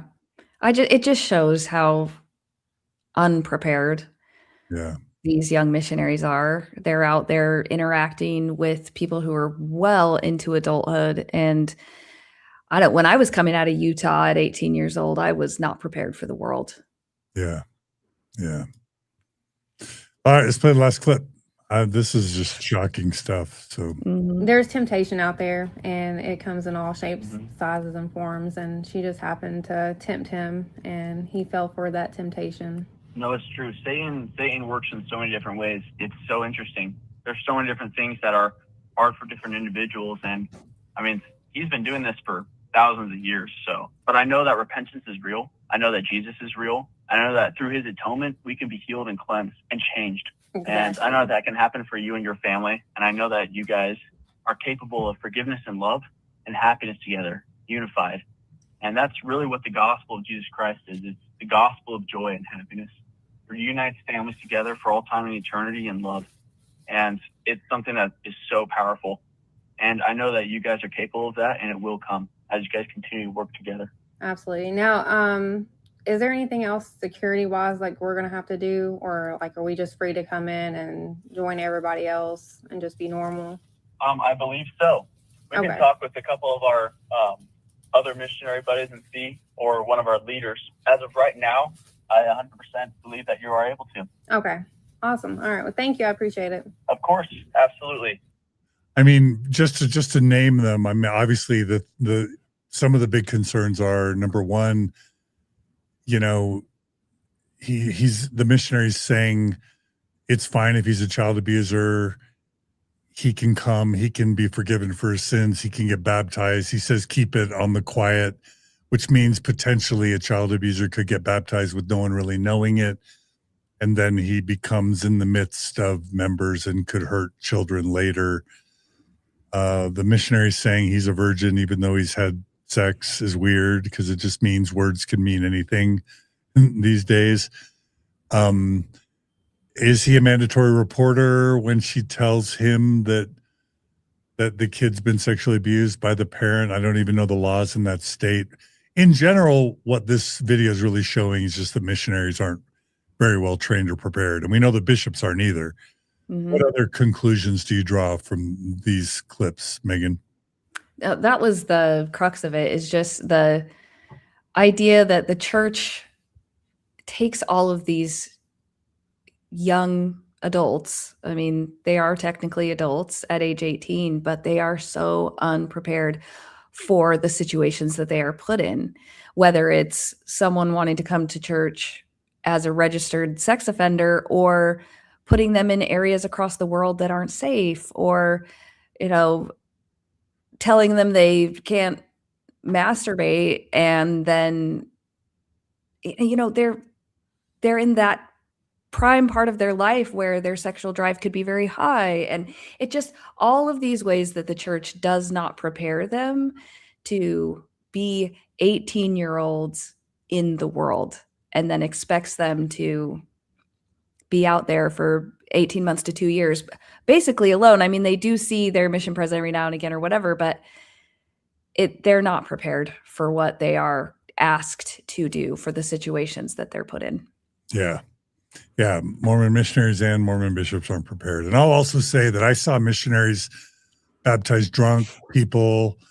I saw missionaries baptize 7-year-olds, people who were living with adults unmarried. Like, missionaries will baptize sometimes anything that breathes. And there's even significant rumors of like missionaries making up names and putting them on baptism certificates to just generate numbers. Even going to tombstones and getting names and marriage or birth dates off of tombstones to then baptize people, like weird stuff. So it is not far-fetched that missionaries would downplay an abuser's past to get that, to meet that baptismal goal number, especially when Quentin Cook is pressuring missionaries to break all past records in terms of missionary growth. Yes, they're put under all of that pressure. And if they're truly believing, they believe their eternal salvation and the eternal salvation of whoever they meet is on the line. That's a lot of pressure. Yeah. Really quickly, let me just share a couple final super chats. Diana Fazar, 5986, writes, I love these lives on Friday. Keep them up. Thanks for the super chat and for listening, Diana, and for the words of support. And then random 7113 from the UK, it looks like, I helped deliver safeguarding training when I was in the police, and every local church took part except my local LDS ward. They refused, saying things like that simply didn't happen in the church. And obviously we know that's not true. So thank you for the super chat. And this shows why these little gotchas that this woman put together are needed, because there are churches like the Mormon Church, like the Catholic Church, that just disregard best practices while calling themselves the gold standard for protecting children. It's just... Anyway, Meggan, another amazing Mormon news episode. You're the best. Great job. Thank you. Thank you. Yeah, no, it's so interesting to me. And I love these conversations because I want to see things from as many point of views as possible. And this really fosters that. Well, you do great work. So everyone check out General and Quotable. She does daily news updates on Mormonism. She's on all the platforms. You're also on Patreon, right? Yep. And while you're at it, subscribe and like to Mormon Stories. Thank you for those who donate here. If you value this content and you want to see it continue, we do pay Meggan and Julia and Brooklyn and me. So your donations make this show possible. So if you value this Friday series and you want to see it continue, go to mormonstories.org/donate, become a monthly donor. And we'll keep going with this series. And yeah, we just really appreciate all the support. We love all the commenters. Join us every Friday. We're going to try and keep doing this every Friday that it makes sense around 9 a.m. Utah time. So please come back and join us. We love your comments. We love your questions. We love your super chats. We love your criticisms. Email us at mormonstories@gmail.com. Subscribe and like, share, and we'll see you next time. Thanks, Meggan. Yep. See you later. Thanks, everybody. Y'all take care, and we'll see you again soon.